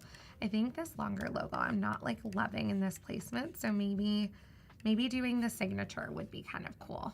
What do you think? I love all your varieties. Thank you. So fun. Did you have so much fun designing for yourself, or is it really You know, stressful? I can't even take credit for this design Okay. because like our designer did this, but I came up with all of the inspo and I knew exactly what I want. I was very picky in the process, but I'm not a like brand designer by nature. I'm a social media girly. So like I let the experts like live where they That do makes best. sense. You know what I And mean? sometimes it's hard to do your own stuff too. It's so true. Yeah. It's so true. I think if we pull this image to the side, what could be really cool to do is, let me actually You zoom could put this in. your little The colors down the side. Is that what you're thinking? your colors or your other logo, the BM. Like maybe at the top you're Yeah. thinking, or even doing it in like Yeah. probably the light pink would be cute. Yeah. It's a vibe. It's giving vibes today. Maybe something like this. What do you think? I think that's cute. I think that's great. But I like your color idea too. I You could do think- another photo with Exactly. colors. And I think like playing around, I want to find a photo that can go in the background that is not going to necessarily like, I want to say take away from the colors or like the photos completely hidden. So I think doing something like these shoes. Stilettos. So cute. Exactly. I do want to say I think it's really important to have a brand shoot and to have Yes. some headshots or fun branded photos that you love. And, you know, they can be professional and you can pay someone for them. I think that's great. But additionally, you could also just like have a friend or have a partner and just like really treat it as a professional shoot though. Like come in with your makeup and your coffee and, have your outfit planned and have a vision. And I do also think a trade can be really potent as well. Like there's so many folks out there who maybe you're a graphic designer, but you want photos taken and you could do a little trade for someone else too. So I think that can be a really good and cheap and non-capitalistic way to get some vision. brands. Yeah, I get brand agree. shoot. And also, I think like there's something to be said about having a brand shoot to bring a brand vision to life. Like that's one of the things. Like for Gets us, you excited too. Yeah, like you can be and excited helps about make- it and want to share photos of yourself. Exactly. And like I think it's really cool when you get to kind of like create something that's a full circle vision. You're not like bits and piecing things together. I kind of feel like maybe doing the colors on the side and we can have them pop up one at a time would be maybe cool. Yeah. Let's try that and see how that works. It's going to go one way or another, chat. So we're going to see. So like animate it or just to have like copy the scene over. Yeah, like maybe, and then kind of do it that way, I'm thinking. I know I have 6 colors actually, so we might need to make this a little smaller and add one more. But I'm not a stock photo girly. I can't do the stock photos. I know they're a great tool for a lot of businesses that are like just starting out and, they're or are doing things in kind of like a limited amount of time. But for me, I've never felt like I've loved anything with my brand where I've seen it in a stock photo setting. Like I never felt truly connected or like it was the right representation of me or my business. I don't know if you feel the same. No, I think that makes a lot of sense. And having like an arsenal, if you will, of a bunch of photos that you can share and use for, these purposes, right? Where we're learning that you can have photos and turn them into animations, right? Mm-hmm. So, I mean, you want a variety too. Like maybe your headshots, but like this photo is really cute with the shoes, and maybe your product photos, or maybe speaking at an event, or maybe even like your items. Let's say you're a podcast host, maybe you just have some good quality photos of your podcast mic, etc. So I love that. And I definitely think there's something to be said when it is like you're able to bring in your creative flair to brand photos. Like don't be afraid to play around with your elements and things that like are unique to you. So for me, a lot of the times at shoots, you'll see like we have stilettos or we have pink confetti or like little touches like hot pink champagne glasses, but instead of anything in them, they're just confetti. And like that is so cool and fun to kind of see come to life. And this I'm gonna actually try. Let's see if we do the animates all on this page. Maybe we can do like the popping and see what happens. This would be kind of cool. Or even like a waterfall in. And that's a lot less work than I like know. copying it Right? over and over again. Yeah. Let me tell you, back when like this one was made, those individual like the color like things popping up were individual like graphics, which I feel like is a lot to work with. So I think if we can like lean into working smarter and not harder, that is cool. I'm here for that for us. Always. And like the thing is, yeah, I think actually it's so important to be less precious with things too. Like you want things to look good. You want to put effort in. But at the end of the day, you have to make 7 more reels. Exactly. Like you gotta like, kind of be smart with your timing. Yes. Okay. And we all know about spending way too much time on something and maybe On not socials. feeling good about it afterwards or good about the results. And that's not saying that you shouldn't put your work out there, but it is being mindful about time spent and like where you're putting your energy where. And making sure it feels aligned to you, right? I think is a really big thing. Absolutely. Look at this one. So I fun. know, so much and fun. So fun, like you wearing black too. I know, it's such a switch But up it's for good. me. It's really good. It was so funny because like I always try to find like anytime we're creating like sub brands for anything that we do with socials and stilettos. So like our podcast, for example, that's kind of a bit of a sub brand.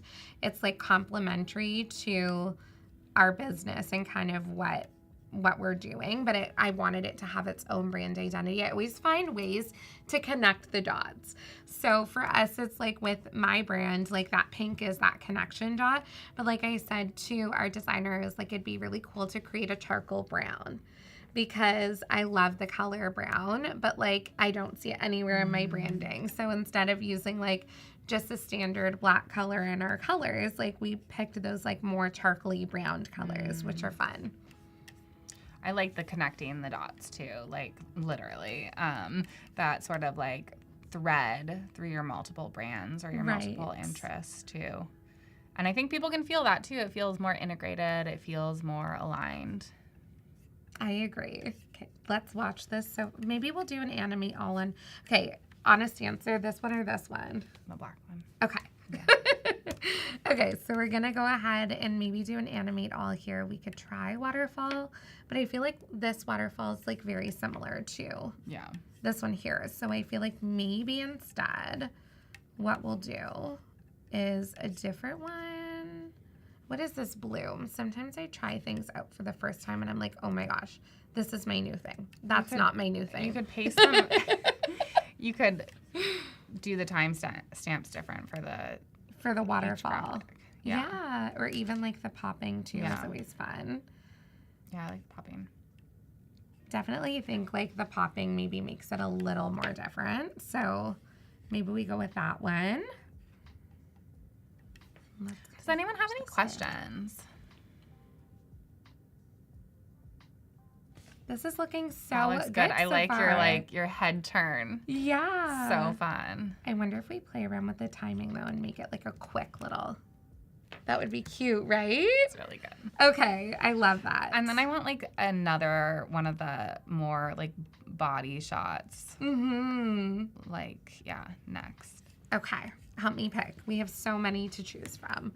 We could do something with like throwing the jacket. We could do like I kind of like these ones. These ones. These are fun. I had like way too much fun with these. And maybe you do photos. like more of a pink background for that or something. I love that. With one of your other logos or something. Is there like another element that you want to show off? I think so. Like, I definitely, I would love to kind of, maybe we could even do like a fade to black at the end with one of the logos spinning. Like we do an in. That would be cute. Okay, so let's try a light pink and see if we bring down the, no, it's not. I love the deeper tones when you're doing stuff like this. I don't know if you're the same way. I don't know what I am. Playing around with stuff and seeing how it works, right? We have a question from Carol. How do you decide your asset sizing to put into the brand library, or does it matter? Ideal pixel size. It's a great question. Do you know the answer for this? I know my answer. Okay. I feel like for me, I always export things to match for socials. So like I'm very much like if I'm doing like if we're looking at like a 4x3 setting, it's like 1080 to 1350. But if I'm working in Reels, like I always export exactly to what that is because I don't want Instagram to compress things. But how about you? That's a better answer than mine. Oh, well, I want to know your answer. Well, it depends. Like sometimes, I mean, if we're talking like file size, I don't want to do my biggest like 5,000 by 5,000 pixel size that like maybe the photographers send over. I normally just like arbitrarily half it or like I want it less than 2,500 maybe for social purposes. You know, of course, that changes. I mean, we haven't talked about how in Adobe Express you have access to print things now too. I would go for the biggest sizing for printing if you're printing big. If you're printing a tiny business card, maybe I wouldn't do that 5,000 pixel too. But I think your answer is really smart too, matching it for social. But not all of us have that information in our brain at all time, but it could take a quick Google also. So that's my answer. I also feel like if you ever get stuck, I might be wrong.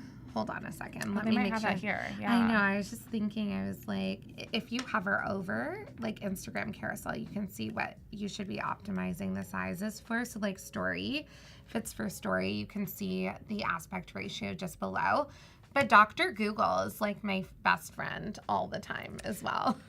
But like, let's say you want to save things on your brand library, right? And then you're using it for static images and reels. And, you know, we have this new 4:3, which is different than our 4:5 ratio that Instagram just shifted over. So there's definitely a variation on like your output and how things are going to be later. So, you know, maybe, I don't know. I think a 4 or 5 standard is pretty good, and that can shift for your Instagram reels pretty easily with just cropping.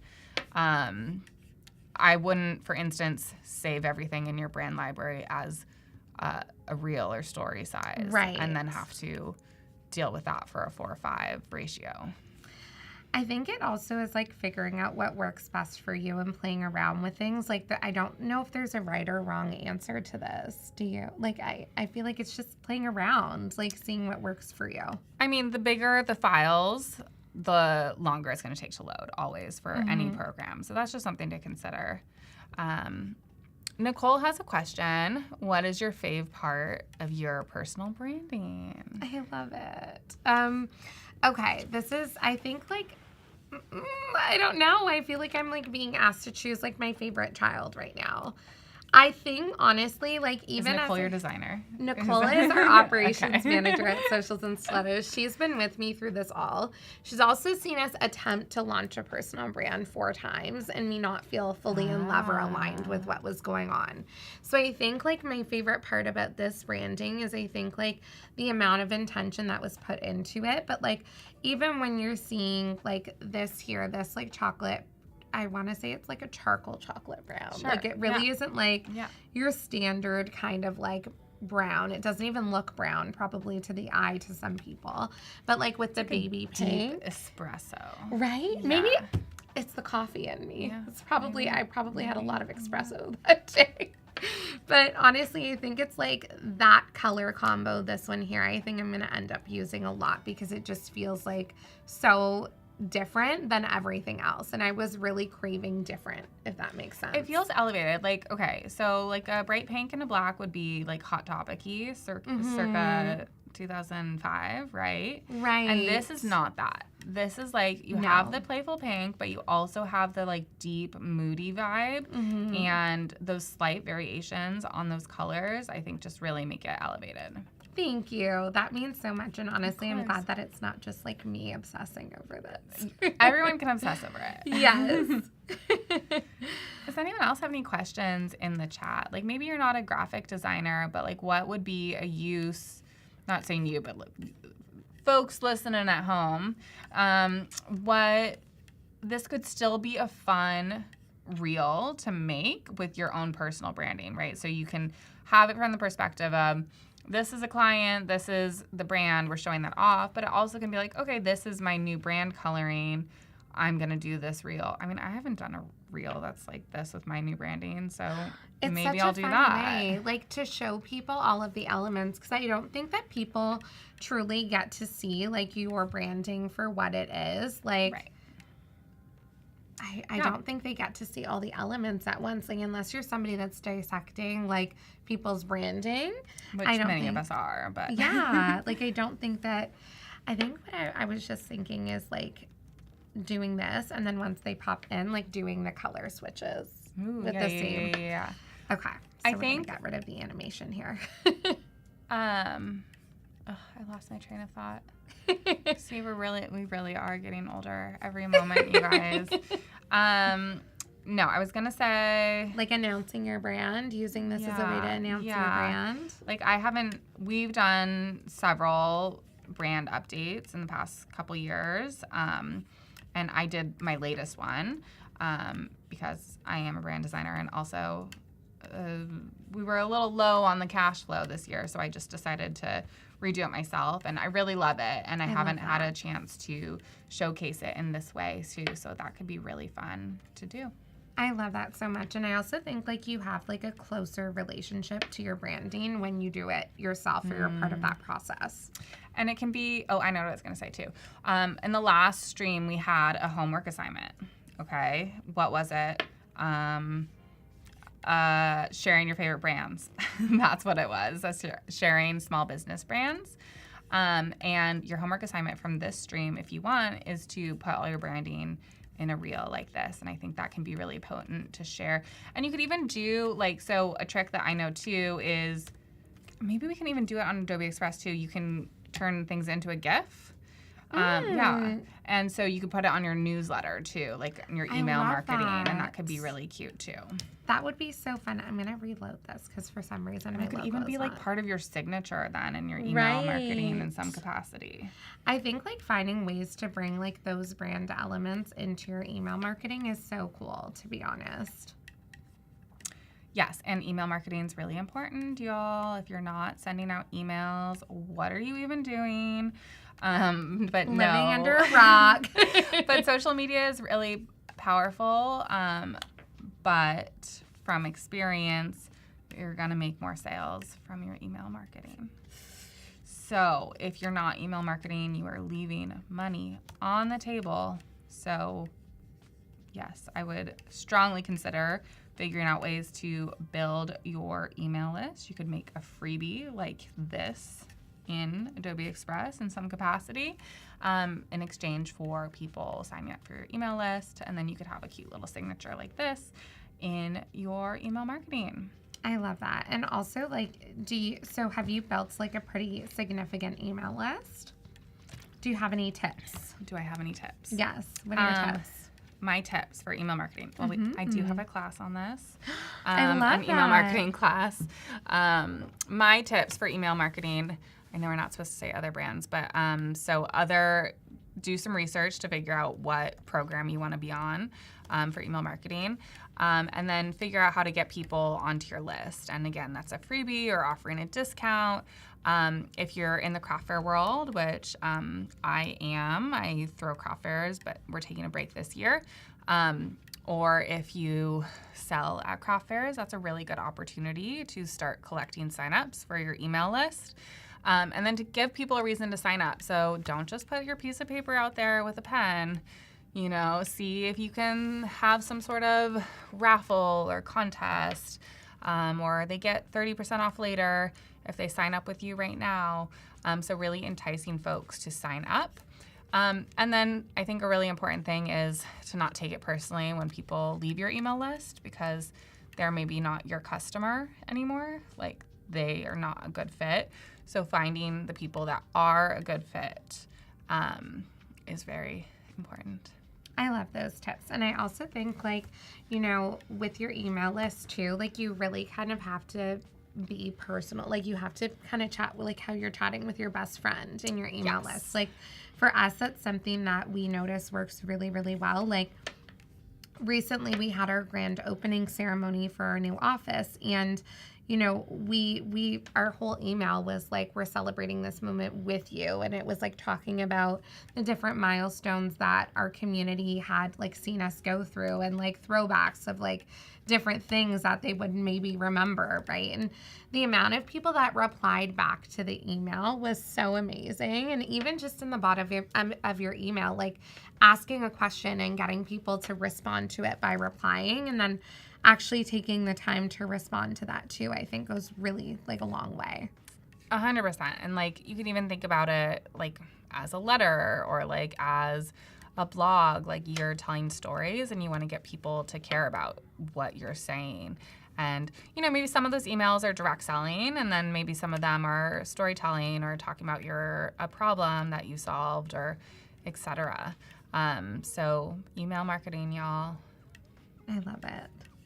And we have a couple other questions here in the feed. Jake B says, how do you make sure that your graphics stand out in a busy feed? And also, just before we dive into that, we have Voodoo Val on the chat saying, girl, I lose my whole sentence in the middle of it sometimes. we all relate. But Jake, how do you make sure your graphics stand out in a busy feed? I love that question. I think for me, I always look at like having a really healthy mixture of, you know, different, I want to say like different things that you're posting. So like you're not just always posting carousels or always posting graphics, but like you're breaking it up with your brand photos or, you know, user generated content if you have products goes a really long way, which is really cool. But like having fun, I think with, you know, what I want to say, what you can like what you post, right? 100%. And like allowing it to be like a test case, you know. So yeah, trying carousels, trying static images, trying reels, trying, you know, like a silly meet the team reel versus like something more serious, talking head. I think variety is really important. And again, with that like integrated aligned thread, that's really keeping all the content related to each other, but different. The algorithm is a beast. It's a beast, and It's true. It is a full-time job, and it's going to keep you on your toes. So trying to have fun with it is super important, and then trying out new things, taking it seriously, and yeah, seeing what works, seeing how folks are reacting to certain things, and yeah, learning from that and moving on. This one is stressing me out. How's it going over here? It's good. I'm like, this one is like out of place, but I'm kind of thinking if we change the colors, do you know what I mean?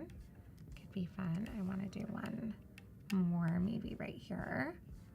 And then we're going to move on to designing for products, which is going to be so much fun. I love the signature too. Is that your own signature or no? No, I wish. my Pretty typing is signature. not that pretty. Let me tell you.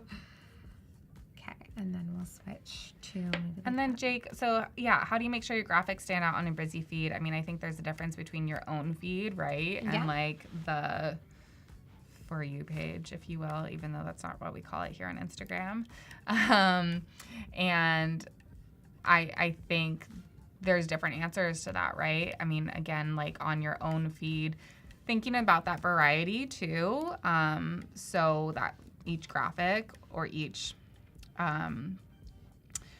even each like still image can hold on its own. And I mean, think of it as like a painting, right? Like you want color here, you want it to like look cohesive and I mean, maybe not use 2/3 rules for your feed, but like, you know, have a variety. And then in your algorithm, right, we want to start with hooks. We want to make sure that the content is dynamic, interesting. And we talked about this in the last stream too, often having your face, maybe even having your face first can be really important.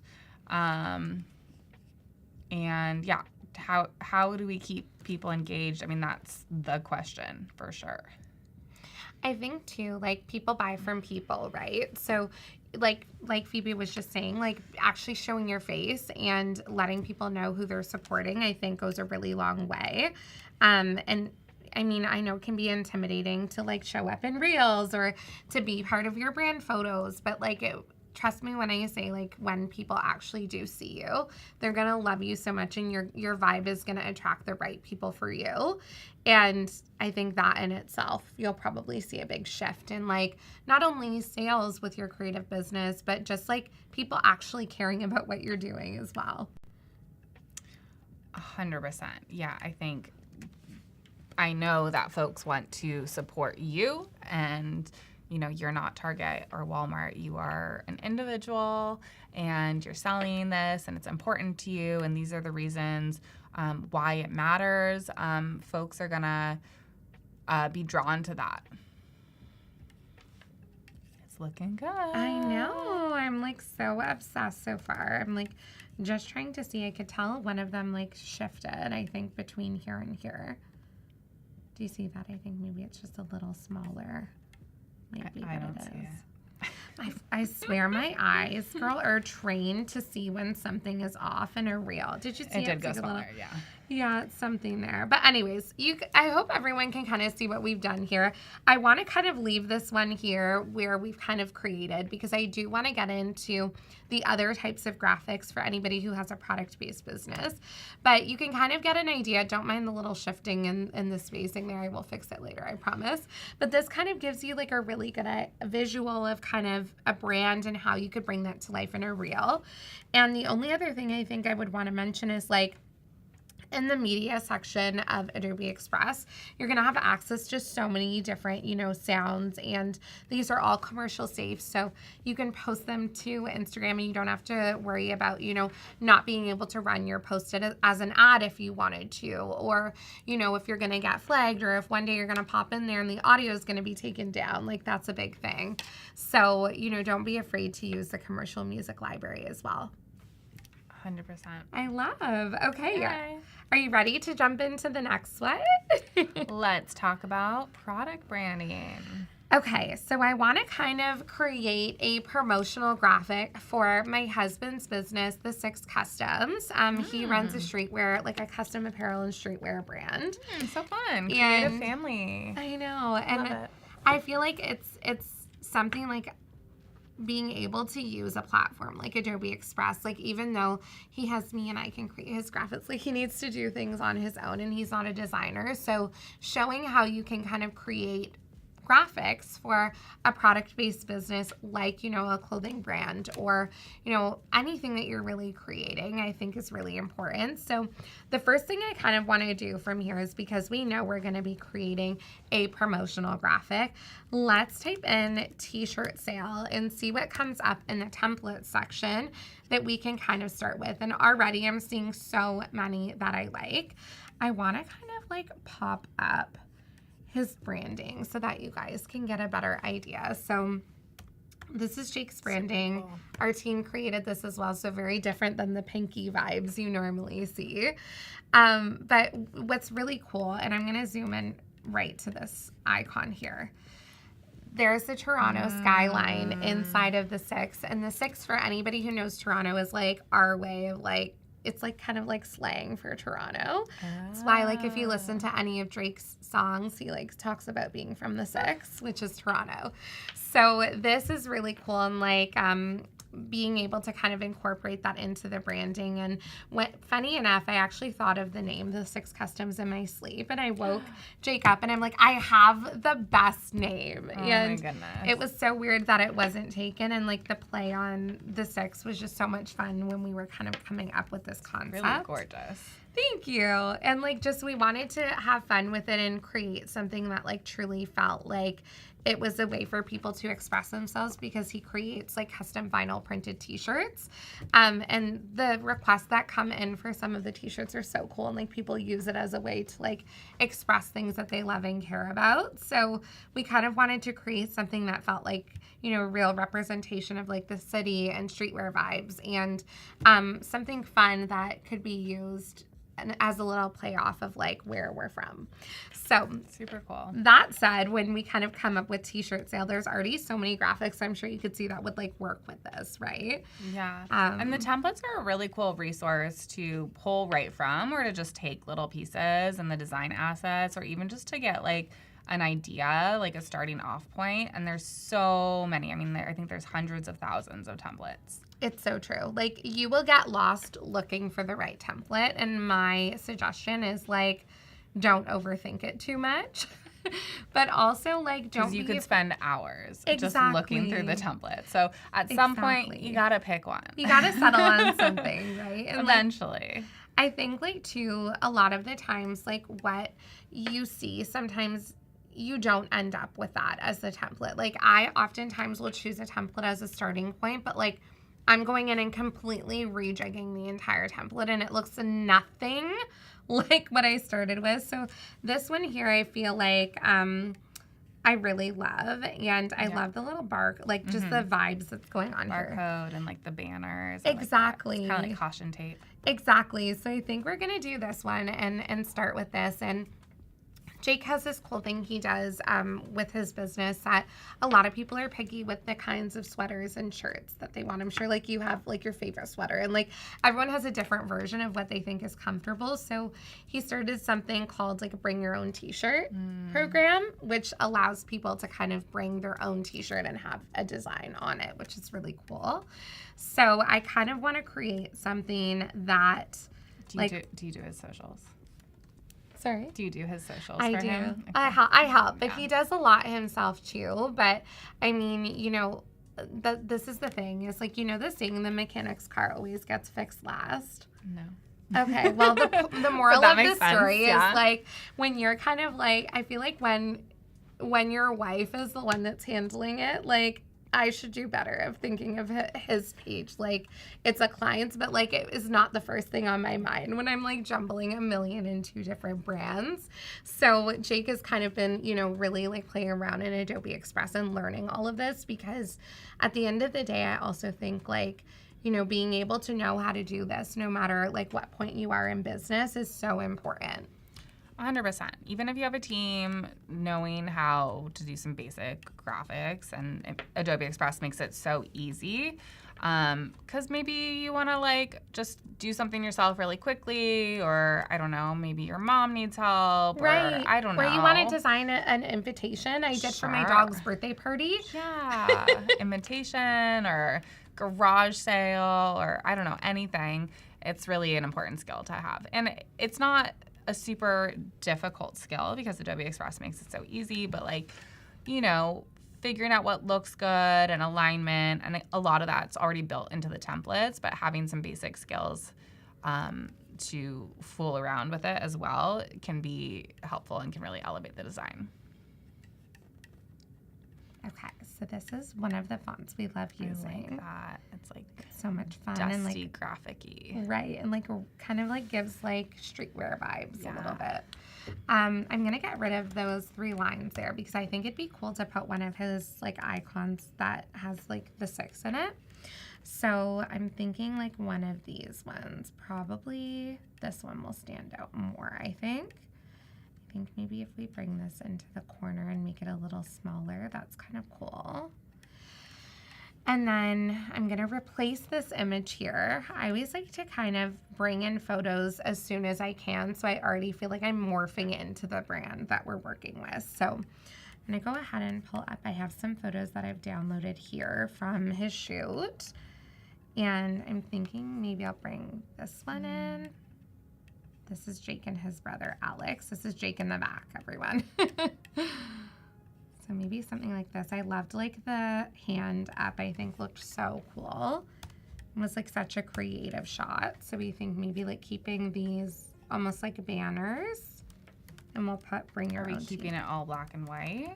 I don't What do you think so. think? I think I'm going to make the banners maybe orange because from a social side, I feel like if you want people to pay attention to something, like using those accent colors as like your call to action things is really a really cool way to kind of bring that in. Or like a bright green. Orange is one of his brand colors though, right? Exactly.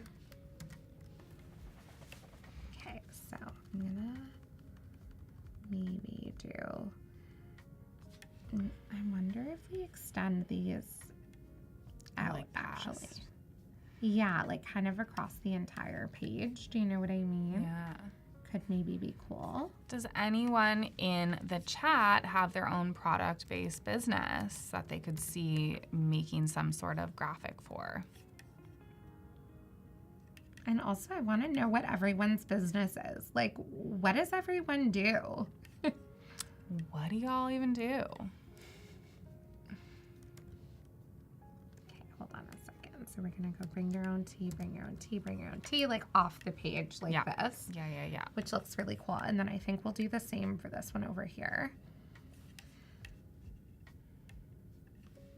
And then we'll do this one too. Okay, and then I think we'll...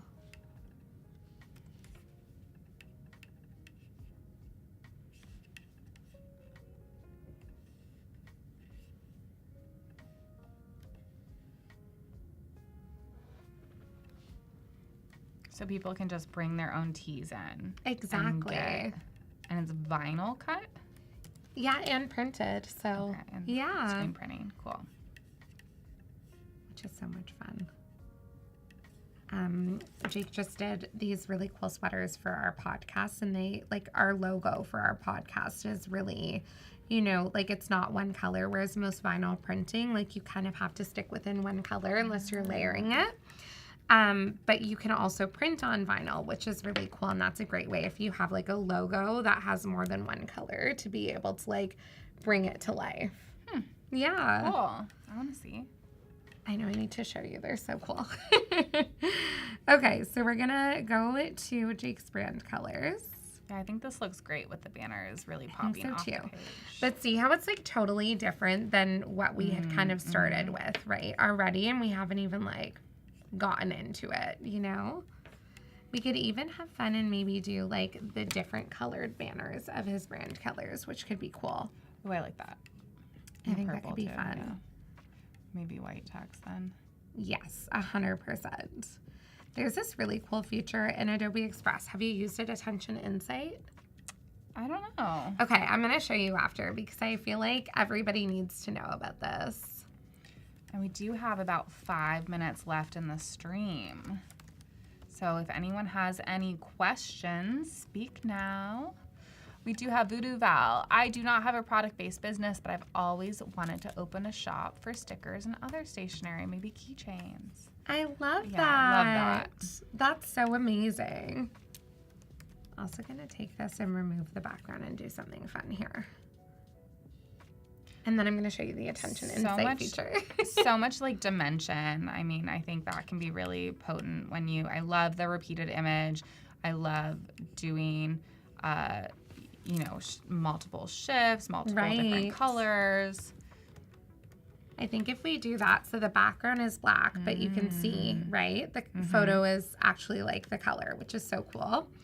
So this kind of like gives you an idea, and then of course we can put his information down below. I think like that color is cool. Bringing this up, maybe. Nicole says, I can definitely see myself making graphics for my small business that I co-run with my mom. Oh, so fun! Which is a handmade gemstone bracelet, and it's on my list for 2025 to get our socials up and running. I love that. That's awesome, Nicole. That.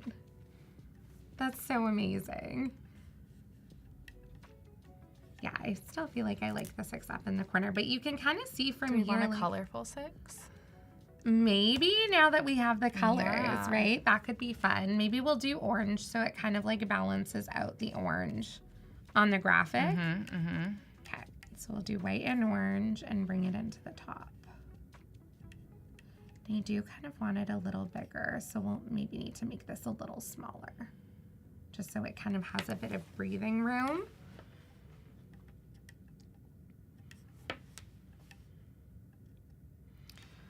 Okay, so this is perfect. So let's go ahead and let me show you this Attention Insight feature. So this is great if you're a product-owned business or you're creating promotional graphics in general.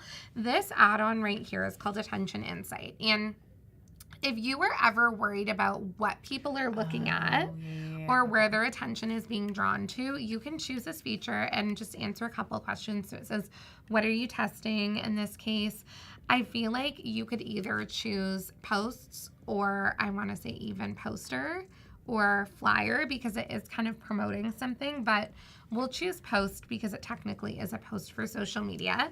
And then it takes a little bit and it's going to like kind of look at your graphic or what you've created and distinguish what people's eyes are being drawn to first. So you can see like in from a the heat map. Exactly. Yeah. So maybe we can get a close-up over here. I'm wondering. So we can really focus on this here. So you can see here that automatically like the hottest spot is like the photo, right? Which is fine. Like I think that's also okay because at the end of the day, like that, if people can be drawn to the photo first, they're going to recognize the brand outside of like the imagery and like the brand aesthetic and identity. I think being drawn to an image helps you really understand like what is going on in the first place. So people love faces. Exactly. It kind of creates that connection of like, oh, I know this person. Or if you had a product image there, what's really cool is that you would feel feel like, okay, your eye's being drawn to what the product is that you're promoting, which is perfect.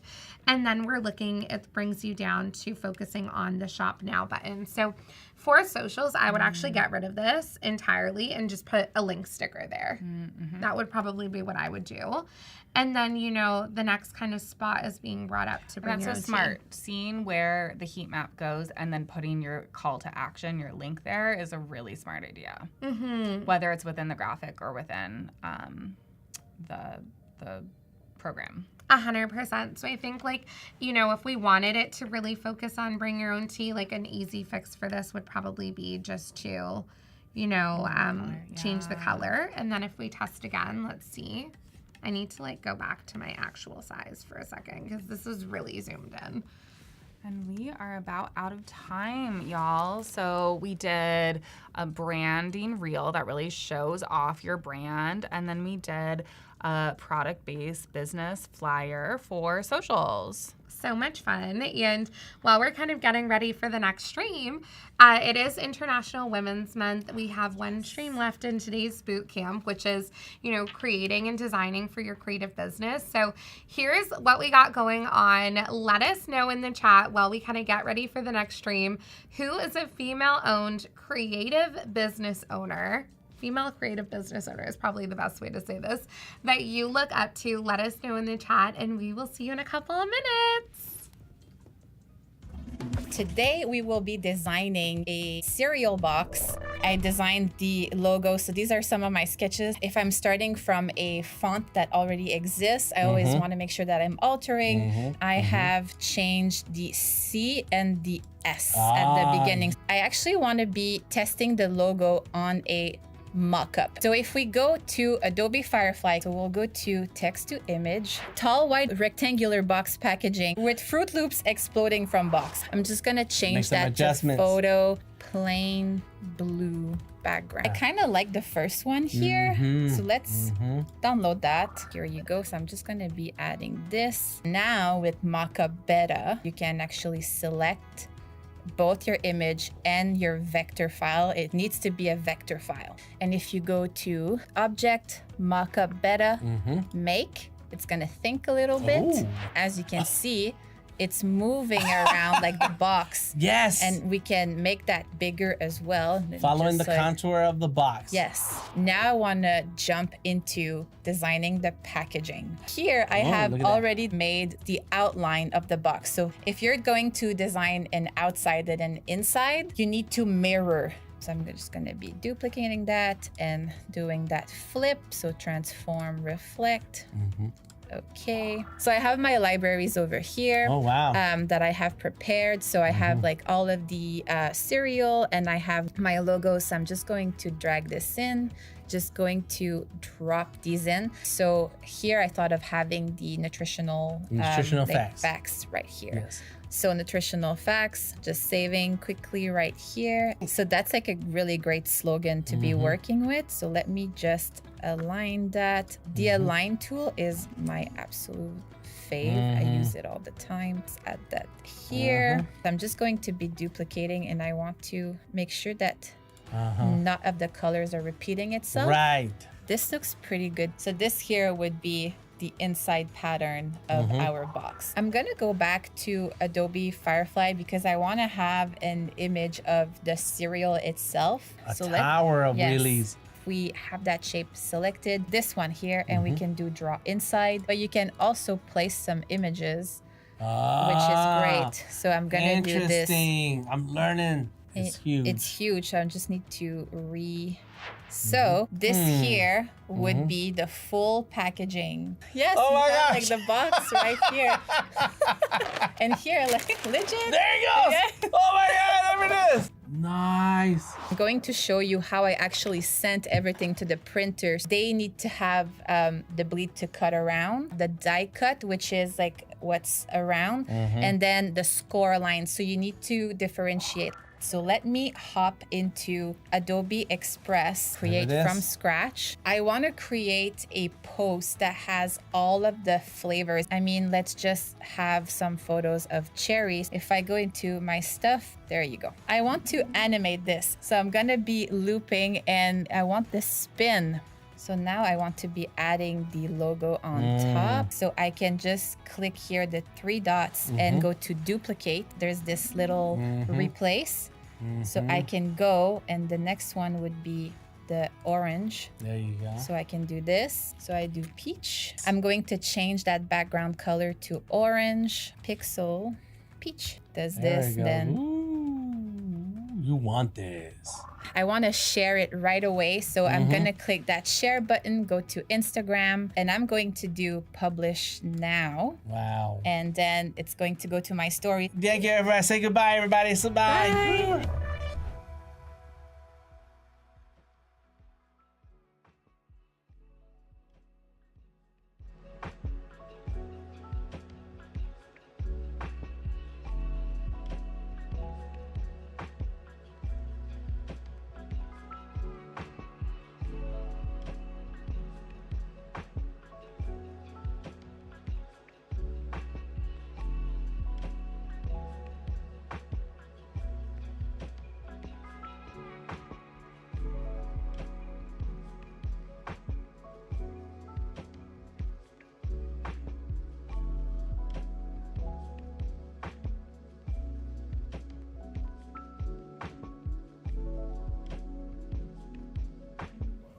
Welcome back. For those of you just joining in, we have hosted an all-day long Design for Your Creative Business Bootcamp. We have talked about logos. We've talked about, spotlighting small business owners. We've talked about designing, and now we're going to be talking about designing event posters with the one and only Izzy again.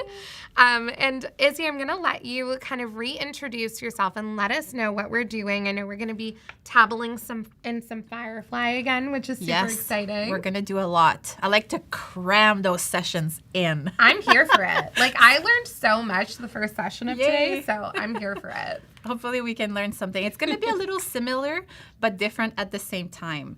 So I'm Izzy Poirier. I'm a brand designer. I also do strategy. I'm from Ottawa, Canada.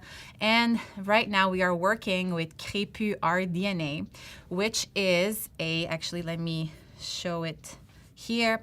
It is a black hair art show, Ottawa celebrating the beauty of kinky, coily, and crépu hair.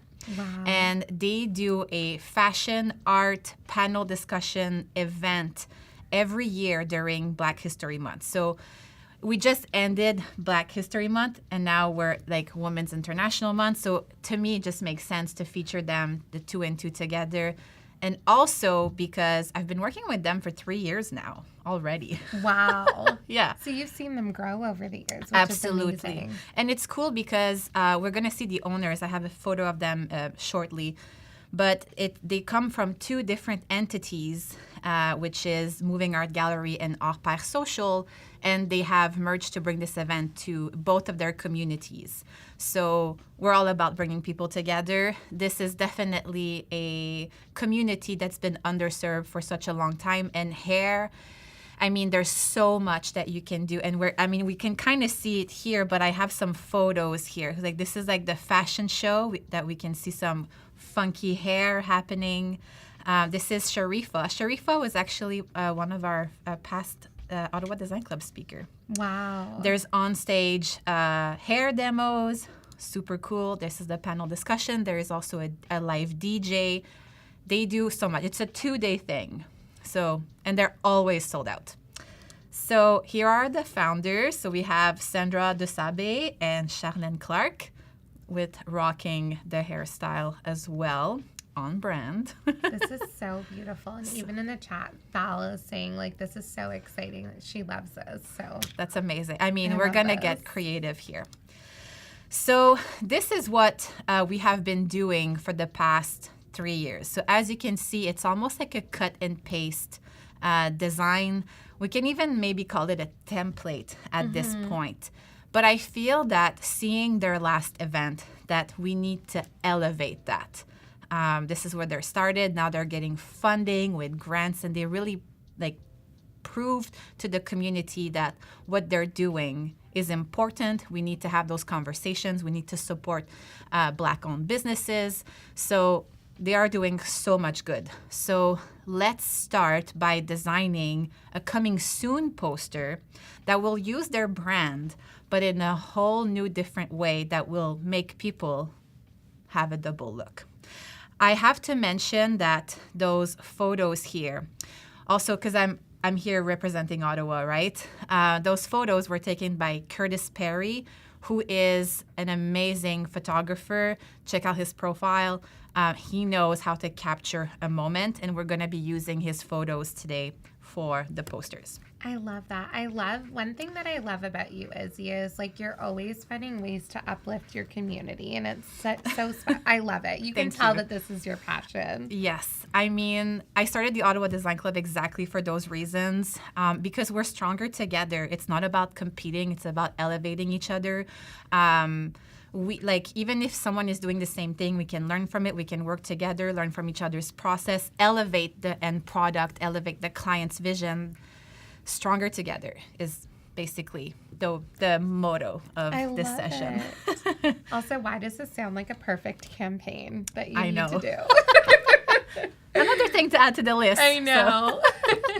So here I have just like did this template, this artboard just to start. And I forgot. I actually have a mood board for us with this one. Here is the challenge. So essentially it's just elevating. So I have a mood board here. So very different from what we saw previously. And there's no cohesiveness to this mood board. And I think that for Crépu, because they're featuring such different artists at their events, that it's okay if we basically like go here, go there, and then find something that can bring the whole campaign together. I'm gonna try to design 2 posters. We'll see how we're doing on time, but I know where I'm going. When I know where I'm going, like, I tend to design. Together. Yeah. With this mood board, like, was there elements that you liked from each of them that you're kind of looking to bring into this poster design? Yes. So I definitely like those colors. So if we go back to the previous posters here, it's definitely like those 2 here are very muted. Yeah. And this one is it was in the blue, and they also used another from the same photographer, which I think his name is André, had a bright fuchsia background. So if we look at the mood board here, I really like the flashy colors, and I definitely am feeling the bright pink and that bright red. And obviously, if you know me, you know that I like a good type. Pun intended. I love this. Yeah. Jack, thank you for saying this. You are amazing too. I was gonna say too, Izzy, with your you showed the timeline of how they've progressed over the year. I swear I will let you design right now. No, but please. What I saw and what I noticed is like it started with a very like heritage feel and moved into higher fashion. Yes. So you're looking to take that even more into higher fashion. Yes, absolutely. I love it. I'm so excited. So here I just did a screen grab of the mood board, and I like to do this. I just bring it outside of the artboard. So then I can go and easily color pick. Like, I'm not copying. It's just there as a reference, so I don't have to switch back and forth between the softwares. So, okay. So what I want to do here, I already typed this. This is in Public Sans, which is their brand font. And I'm going to share you a bad designer moment right now. It happens to the best of us. I feel like I need a cup of tea for this. So I designed this word mark really for the poster, not knowing that it would essentially become a logo. Okay. So I actually don't remember the font that I used for this, and I cannot find it anywhere. And it's not an Adobe font, so even if I used a retype, I cannot. I should try it again because I know they're always updating their retype. Right. Which I have not, and I will. It's on my to-do list. But yeah, so oops. The lesson from this is always keep track of your font files and names. Whoops. Yes. So here I just color picked this pink, but I'm going to just maybe make it just a tad more punchy. You know, I already love it. I 'cause mean, it's right? Like, did you know I was hosting this stream, you guys? I mean, right? Know your audience, they say. And for the coming soon, I actually want to bring it to the front for one thing and have it that bright red. It's not showing up as red. Let's investigate. Oh, it kept doing that. It's like Mine hiding. is Mercury in retrograde? Do you Maybe. believe in that? I do. I'm looking. Is Mercury in retrograde? I know it's Pisces season because I just had a birthday. Happy belated birthday. Thank you. I won't tell you my age because, you know, the moisturizer I'm using is doing great work, so I'm fooling everyone. It's not that bad. It's the cold weather in Canada. Right. That's what it is. Yes. It keeps us young. It guys. keeps me frozen in And time. Mercury is not in retrograde, so that's not the reason. That's what I blame everything on Mercury love being that. in retrograde. That's my answer for everything.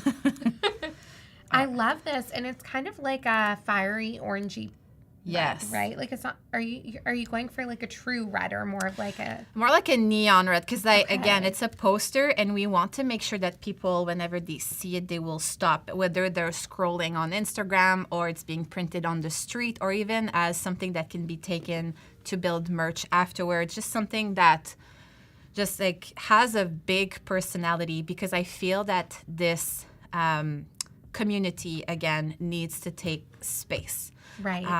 And that's definitely what we will be doing today. I love that.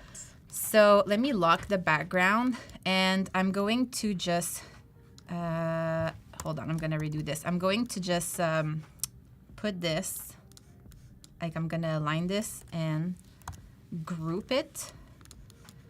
And I'm going to position it very randomly by copying and just creating kind of a pattern, but a broken pattern. I love this. So like that. And I'm going to make sure it's aligned properly afterwards. And I want it to maybe even be broken a little bit. Like so.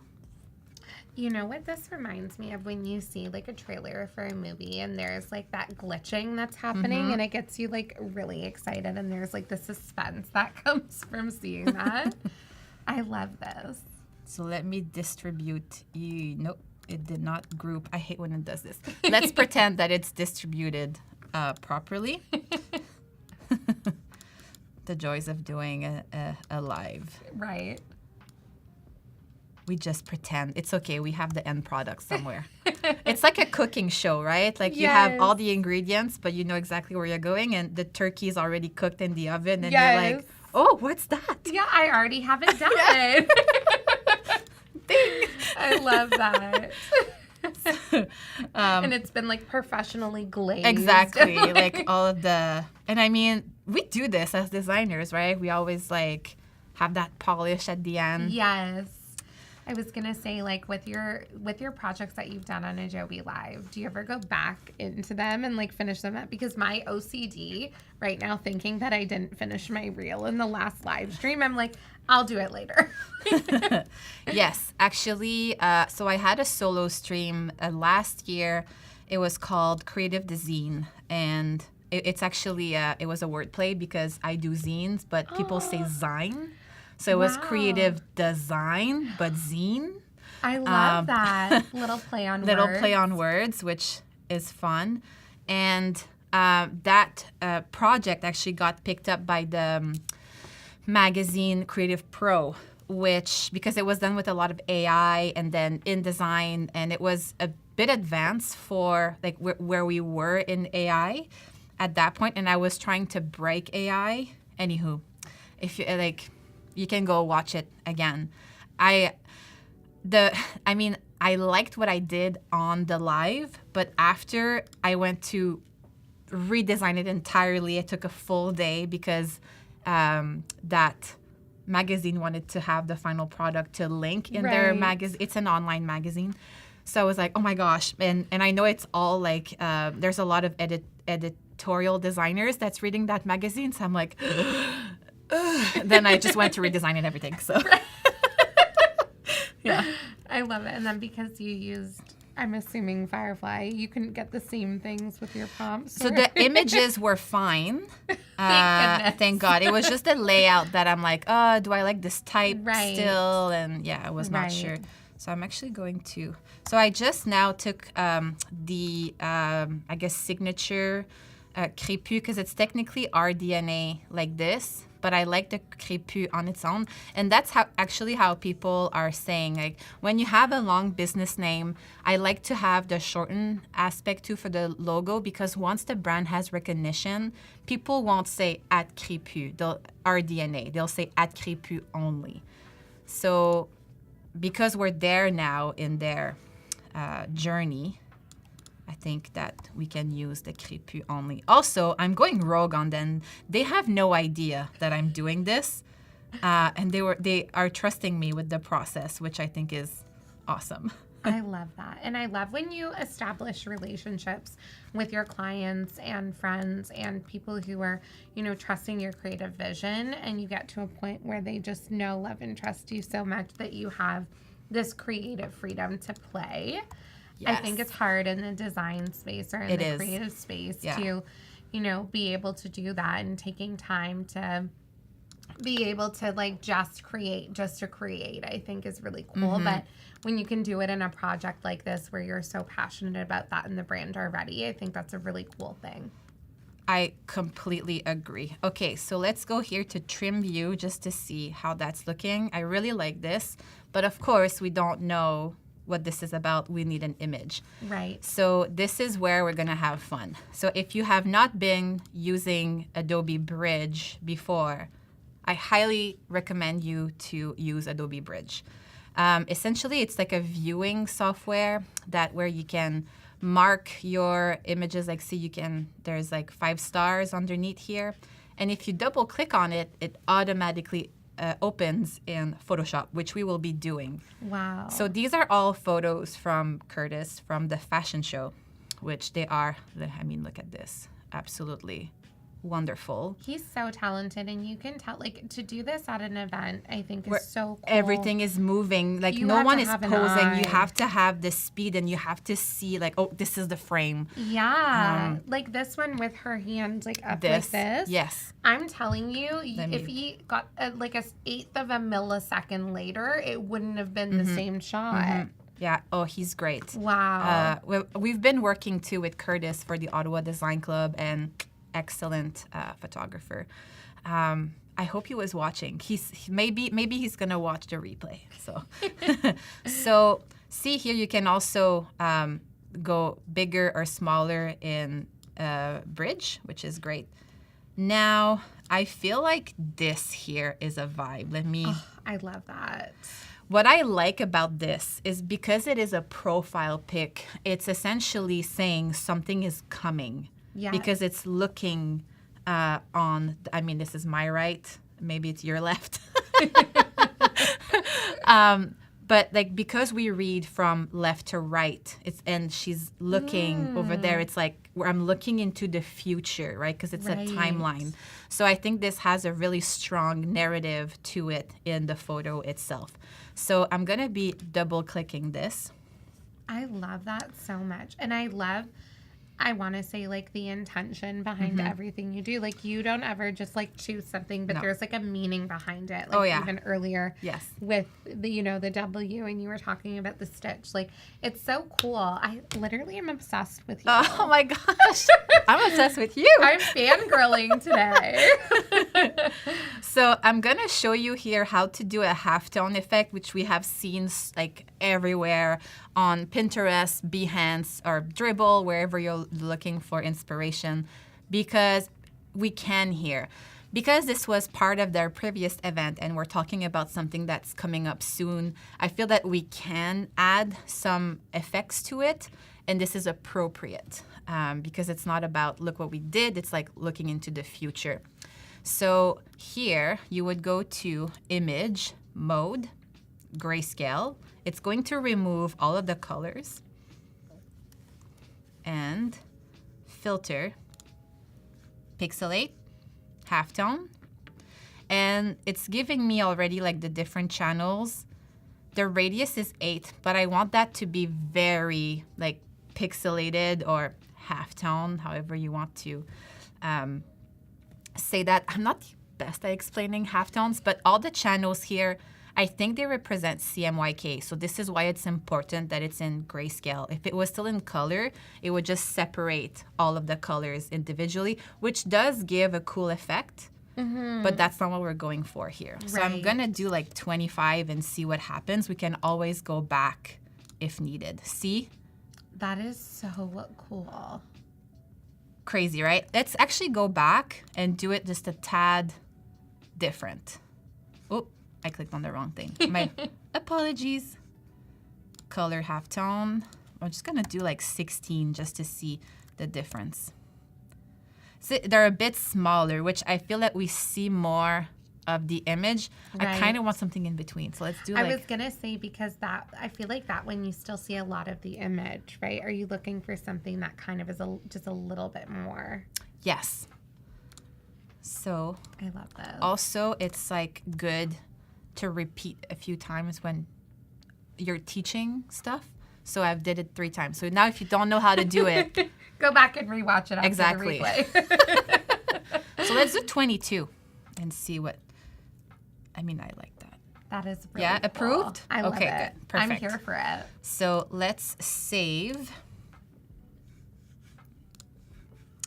And I'm just going to put it on my desktop here. I'm going to call it halftone. Look at, like, can we get, like, snaps for Izzy, like, renaming her files to keep things organized as she's live? I love that for you. Thank you. And here, I'm going to place it. Going to go fetch that right here. And let's bring it to the back. Let me just remove the trim. Unlock the background, send that to the back. And let me just center it. It was already centered. That's how you know you're good at what you do. Actually, I'll just put it a little smaller. Oops, there you go. Now I want to make sure it's like in between the type here, just so... Like all of the important features, yes, right? Yeah. And then let's do a trim view. And that would be one poster if we do this. So cool. I think it's cool. Actually, because we're talking about being intentional, let's make sure that we're seeing the eyes properly. So I will just maybe lift it up like that. What about if we did this? Oh, I like that. Ooh.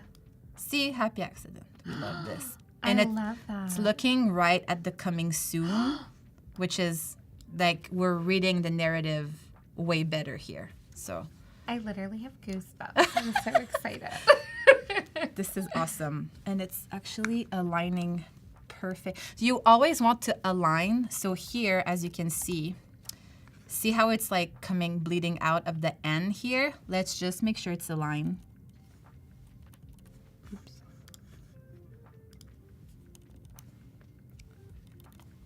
I should just use my mouse. There you go, like that. I'm gonna save that. This is a heavy file because the photo is high res, so we may see the little wheel. So this is one poster. How we're doing on time? Not bad. Okay. Let me do another quick one. Another quick one-ish in the same vibe, and then I'm going to show you what I was able to create because I have 4 prepared. So now I want to make sure I have the same artboard sides. I'm just going to do this here. I'm going to lock everything. Because when you move, if there's something touching the artboard, it's going to move it with it, and we don't want that.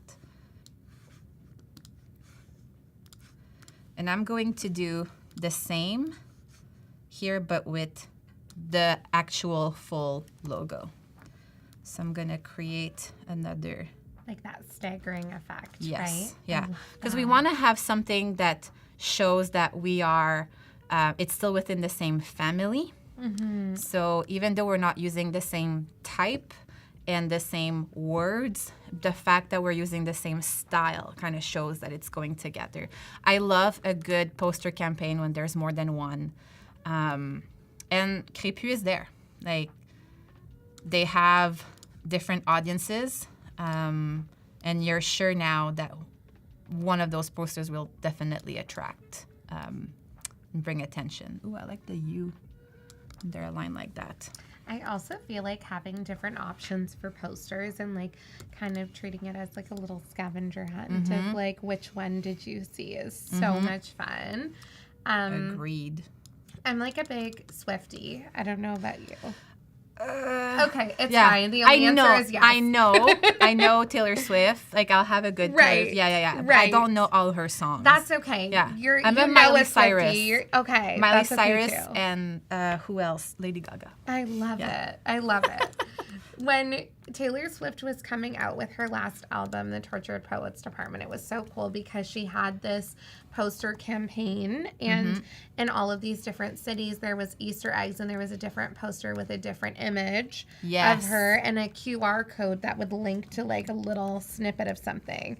And I love that so much, and I think it's reminding me like kind of what you're doing with the different poster variations here, because when you have a community, and I mean, we're talking to the queen of communities right here, but when you have a community and you can find ways for them to get excited and feel involved in what you're doing, Exactly. it's so impactful, right? Absolutely. So interactivity, and that's, I call it the era of selfie, even though it's been such a long time that, you know, we've been in it. But I feel like specifically after COVID too, we've been in the era of interactive experiences and feeling a togetherness. I'm seeing a big movement on social media right now that clubs are out, but like community cafes where DJs are playing during the day and stuff like that. Like, people are looking for opportunities. Like, at a club, if it's too crowded, you won't meet necessarily someone unless you're truly looking for it. Right. Depends on your goals here. Right. If you're not swiping on Tinder. But at little, like, smaller spaces, there's more chances that you're gonna meet someone and engage in a conversation. So there's been a big rise. And I'm seeing this with brand strategy too, right? Like, it's no longer just building a product. It's like building a community that will use the product. It's no longer just marketing. It's like marketing with intention, retention as well. Yeah. And I think, like, when you're in a world with so many brands and so many people that could be doing something so similar to you, like, what's going to differentiate you and everybody else is your community and that, like, that tribe that you're creating. So, Izzy, what does community mean to you? Oh, my gosh. Like, we're going to get deep here, but community for me means that you found your people. In high school, we're literally going back here. We're going back. Yeah, in high school, for me, like, I don't know why. I barely never ate lunch by myself unless I wanted to have that alone time. But when I saw someone eating on their own, even if they liked it, it always made me feel sad for a little bit, because I'm like, this person could be having a conversation, they could be sharing, they could be learning from someone else. And like, there's such a thing as being alone, where when you want it to be alone, but when you don't want it to be alone, and you feel like you're isolated, which I felt sometimes in high school, definitely felt it back at my government job when I was a graphic designer. That's why I left. Wow. Yeah, and that's why I created the Ottawa Design Club, because I'm like, if I'm going to be a freelancer and I'm going to work at home, I need to find my people that I can talk to and share this experience and learn from them, and vice versa. So that's like the Ottawa Design Club was born. And I mean, I'm talking here as if I did it all by myself, but I didn't. Like, I have a team at home with the ODC that are dedicating their time, because it's all volunteer, to make this happen. So I love that so much. And it reminds me too, like I resonate with your story so much because I think like growing up, even I kind of like, I think a lot of people in the creative space actually feel at one point in their life, Yeah. and chat, let us know if like you resonate with this, but I think like a lot of people have felt like they don't fit in or like disconnected from, you know, people around them. So being able to kind of find that group of people where you truly feel that you're seen and heard for all of the best and Absolutely. worst parts of yourself and what you bring to the table, I think is really cool. But I know even when I started in the social media space, like nobody really understood what that was. And it was a solo like entrepreneur, social media manager, just myself. So I didn't ever really feel like people like would get what I was talking about or what that looked like. Or you kind of were there by yourself on a computer for 12 hours of the day because we were hustling. But I think like it's really cool what you're doing. I love that for this brand as well. That's what they're doing too. And my past life before I was in marketing, I actually was a hairstylist that did hair at Toronto Fashion Week. That's so awesome. This is so cool to see come together.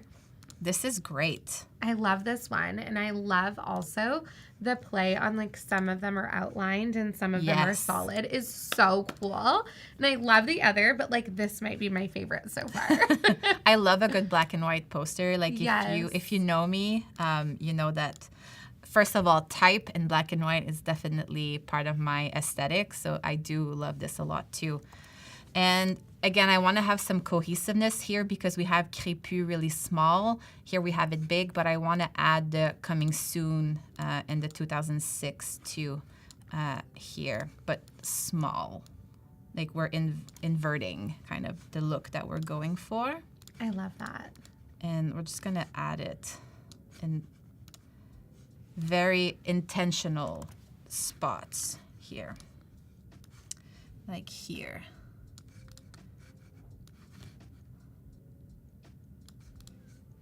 Trying to center it. Lance says, this is really cool. I love this comment, Lance. Lance says, I find these sessions so interesting, even though they only use Lightroom Classic and Photoshop, that they believe that you can learn so much by stepping outside of the places you spend your most time in.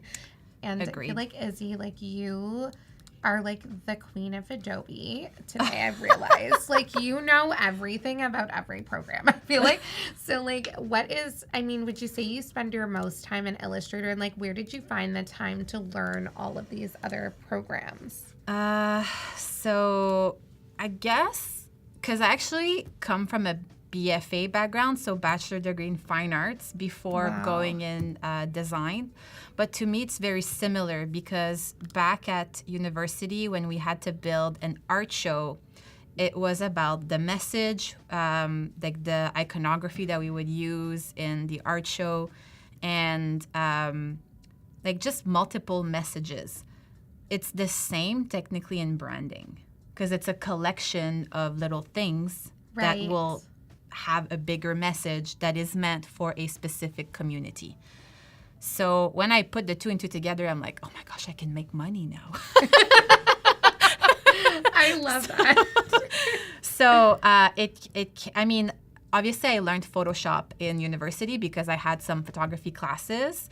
But then, honestly, I've said this multiple times, but if you're new, back when I was at the government, I would watch Adobe Live on my second screen as I was designing. And because I'm from Ottawa, and it has this like false reputation that nothing happens there, I was like, I'm never going to be good enough to be on Adobe Live one day. Stop. And then I'm here. Full circle. I know. Yeah. Stop, Izzy. And not just for like one time, but multiple times. Like you were a regular. You were like an OG.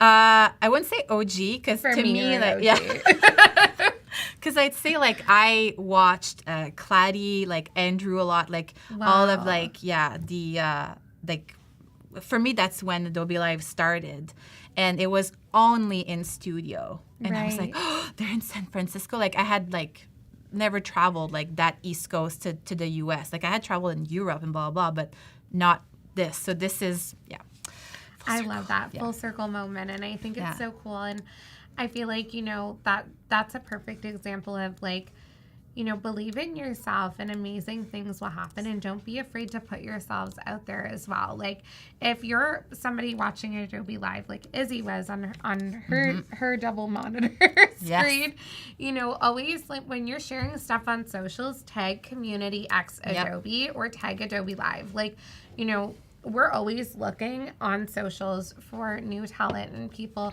that are creating waves in the creative space. So definitely make sure that you put your best foot forward and put your work out there. Absolutely. And to be fair, I think I was discovered on Behance. I love that. So yeah, Behance had a major role for me in my career.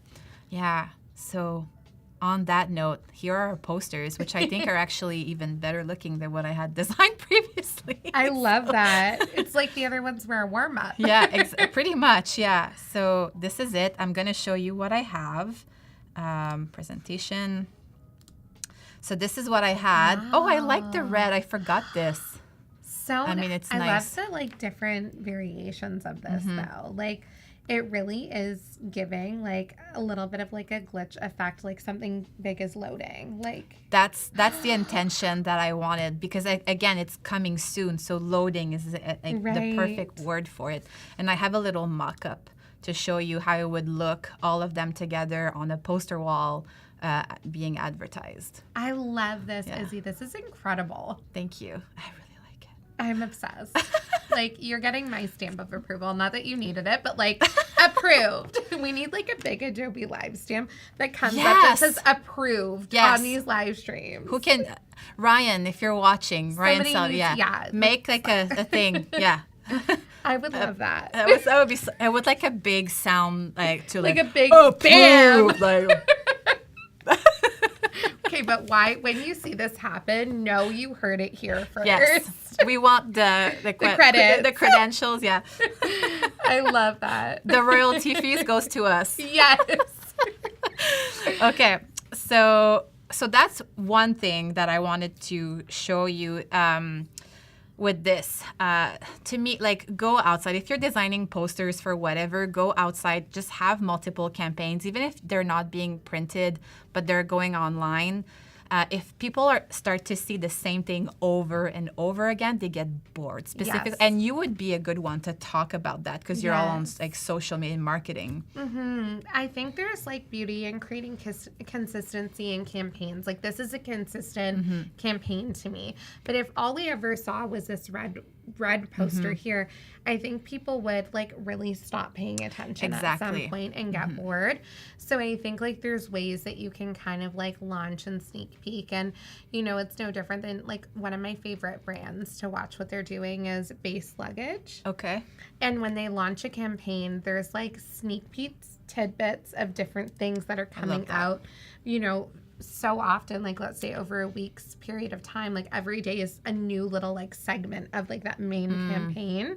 And I think it's so cool to see, because you just get so excited about it, and it's like you're always looking for that next thing. Yes. They're like building the momentum and the story at the same time. Like you get bits and pieces here and there. Clever. Very clever. I love that. So next, from the description, I also put some interactive elements. So again, I'm going rogue. My clients don't know that I'm doing this. But because they have been doing so well, and I know that they're applying to grants, and honestly, if I go back here, Sharifa is the one that gave me the idea for this, because here, maybe I can zoom in. Can I have the, there you go. Oops. I want to get out of this.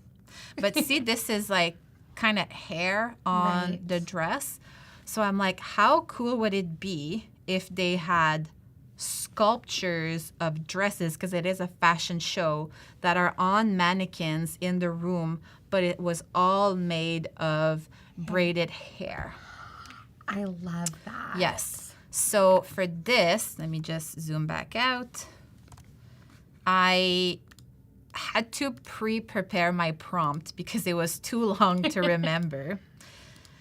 And this is the prompt that we will be using today. So a sculptural dress entirely made entirely of tiny black braids, intricately woven and layered, displayed on a glossy plastic mannequin. The dress has flowing organic patterns, very important because we want to have something different, with detailed texture set against a clean white background with soft lighting. Very much a longer prompt than I would usually do, specifically if you watched the first segment with Haley where we were kind of more organic. But this is so, like I have something so specific that needed to have a longer prompt for this one. So I'm going to copy this and going to Firefly. I'm so excited to see what happens here. Can I? What's happening? It's keeping you humble. Yes. There you go. So let's just go here, copy paste it. Oh, it's giving me again the same history. Project. Yeah. Interesting. But look at that. Look at that. It's so good. This is so good. So good. Out of all of the 4 options, which one feels like it's most aligned? I mean, I like the pattern on this one here. Right.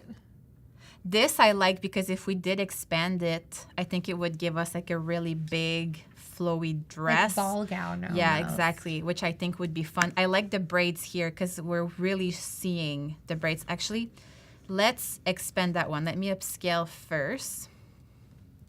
And then... I'll do like so Phoebe. Cool. She was like every time. So let's go to generate fill and again expand.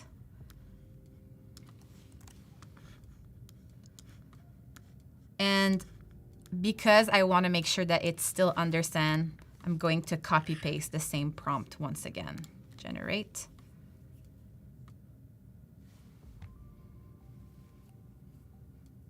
We're all like patiently waiting. I know. I'm like the suspense. I'm like picturing. Oh my gosh. This is so good. This is stunning. Let me zoom in. The detailing. Right? Let's see the others. Oh Let my me go gosh. back. Oh, we're not seeing it. Hold on. This is really nice. I think this one's my favorite. The background is good too. It almost has a spotlight there, which is so cool. Oh, there you go. If I do this, I can. Oh, I need to keep first. I'm gonna keep this. So that stunning. Is so beautiful. Chat, what do you think about that?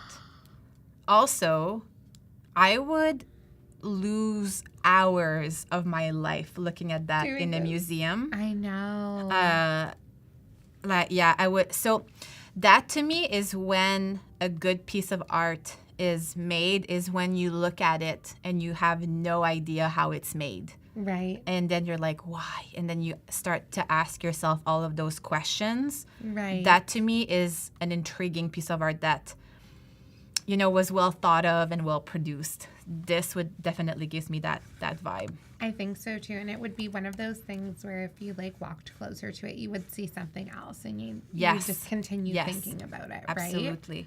So let me just crop this. Val is as mind blown as us.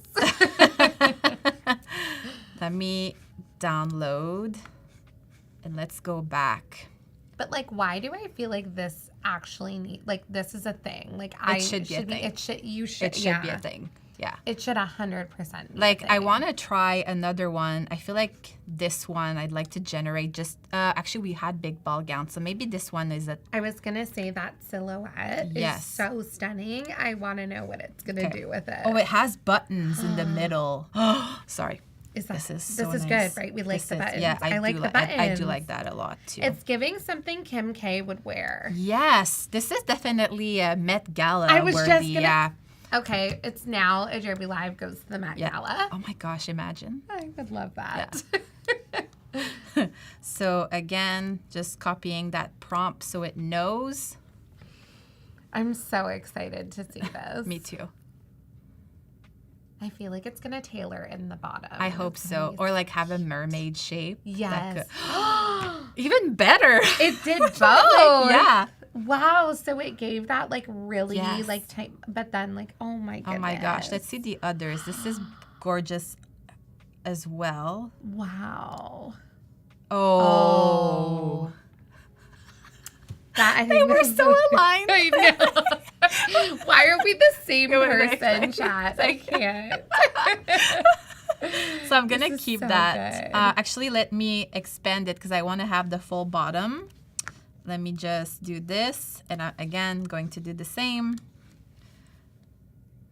And I think here, like the lesson to have is if you want to expand to make sure that you're seeing everything from it is to use the same prompt.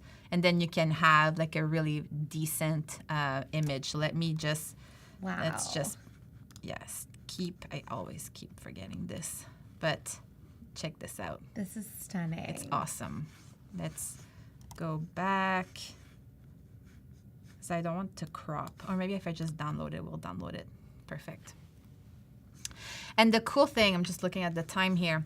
The cool thing is if we change the color here and we did like pink to match the campaign, it will also give us, it will say bright pink. It will give us a pink background. For a second, I thought you were saying bright pink hair, and I was also here for that for a We second. can try. We can try, actually. I mean, That's see, like stunning. it changes. I don't know why it's doing this. We're seeing the download. Maybe if I just refresh. Nope. Sorry, this isn't in the way, everyone. But, I mean, look at this. That's so stunning. Yeah. So good. Because now I want love to that. upscale. Maybe if I click. If you click the little download button. No, actually. Wow. Yeah. Oh, well. Again, it's keeping us humble. Oh, I like this here. That is This so is cool. stunning. So I kind of want to try it again in Firefly Video Beta Okay. because I would like to have a full spin of the dress. So shall we try? Yes. Okay. So that's where I need the, let me just try to, because I need the upscale. What if I click something else? Maybe if we just pop away. Oh, there you go. Okay, perfect. Perfect. So upscale all. Usually takes a few seconds. We need like a loading sound every time. Like, So doo-doo-doo. on my stream, sometimes I do this. I dance. So this is the Firefly dance. So generate video. And I will have the same prompt again. And I'm going to add spinning to N around the dress. Seeing full details. Wow. We're gonna add maybe like movement, because that's another thing, right? I think if this was pitched to a grant or even an artist to work with, they would need to see how it moves. So movement in the dress. And let's add a tilt down. Let's see how that. I'm so excited to Yes. see. Oh my gosh, this one's Let's say we pink. see. It's on brand. Yes. It's like purple with the pink glow. I love, so this should be our like, This is great. I love it. so see, this is where I would like to go back and maybe try pink hair, which I will do Right. after to see if we can have pink braids, which I think we can. That would be really cool. Yeah, that'd be. I love this. So maybe in the meantime, I'll show you something else that I did while this is loading. We're still good on time. So this is some of the images I have generated, which is great, Beautiful. before it was stretched or expanded. And I also wanted to see if I could take a dress that was worn by an artist and recreate it. So I printed this image. I don't know the name. I should have Googled it. Oops. I know she was in Cinderella Story with Hilary Duff. But this, I basically printed it, traced the dress on tracing paper, and then brought this in Firefly as the style reference, and it gave me this dress, which I think is super cool. The name of the actress, Yes. Regina King. Right? Regina King. There you go. Gorgeous, fierce, Stunning. Oops. I want to go back here. And I mean, this is the next page. This is what I was able to do with the full. Yeah. I mean, look at this. This is so intricate at the bottom. That is so, there's so much going on with that. And like with the glow, and even like this one on the side where it's kind of swinging around, that's so beautiful. And I would even, like, maybe if Crépu wanted to do a zine or a publication of like what could it be, this I think could be super fun to add as like something for inspiration, and that because it brings everything together for them, the hair, the fashion, the community, which I think is super fun. I love this so much. Let's go back to see if we can have our video.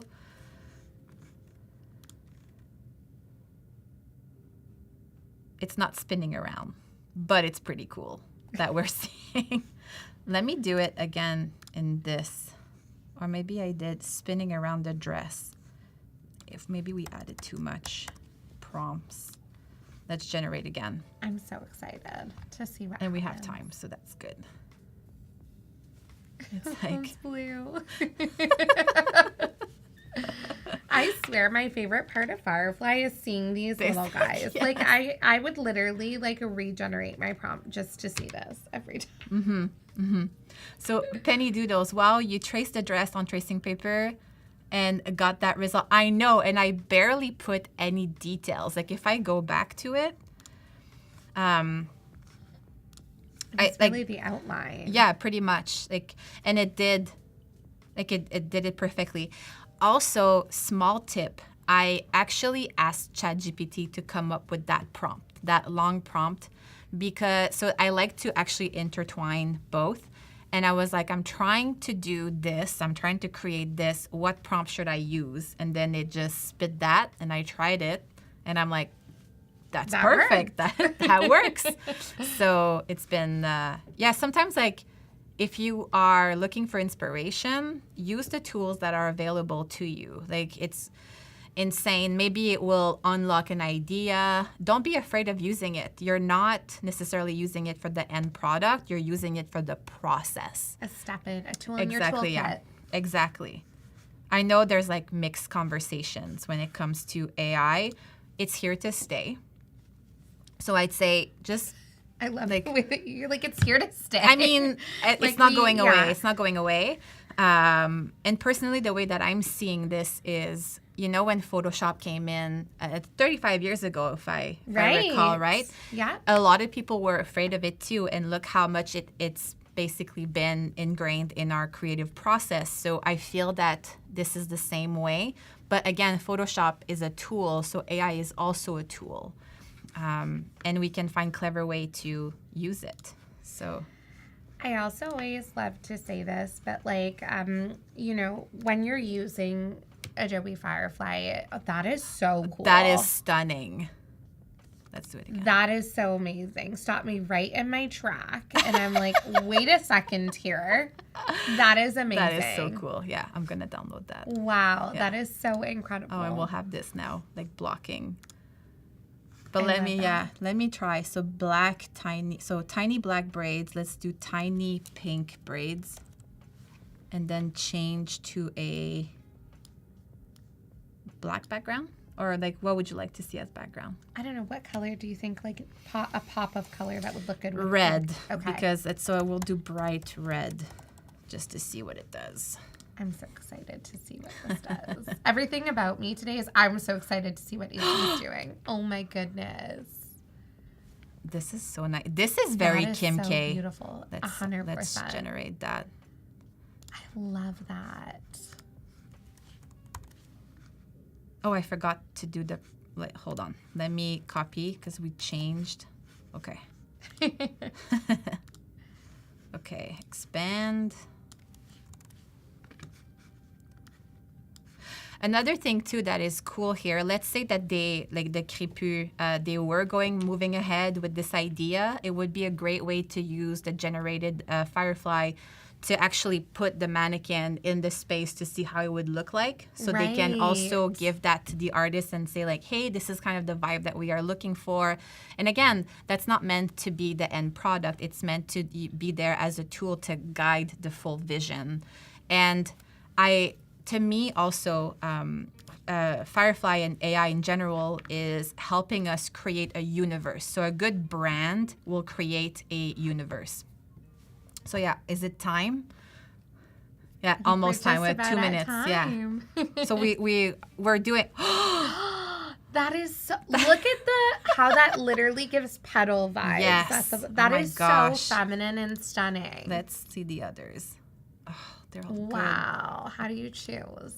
I think this one. The first one. Yeah, this one is definitely a vibe. Wow. I love that so much. Can you just imagine someone bringing this to life, though? How incredible that would be. I can see it, though. Yeah. Oh, my goodness. Wow. I want this dress now. Okay, so if there's a fashion designer in the room, please call me. I'll pay whatever to have this done. Yes, I want to wear this. I literally want this for myself.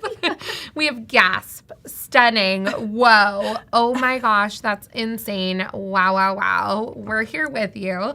This has been such an incredible stream. It's been so Izzy. fun. Nice to hang out with all of you. Yeah. I think it's been, this whole boot camp today was about creating and designing for your creative business. So I really hope that everyone here took something away from today's boot camp, and make sure to connect with Izzy. She's an incredible. Brittany as well. Of course, yeah.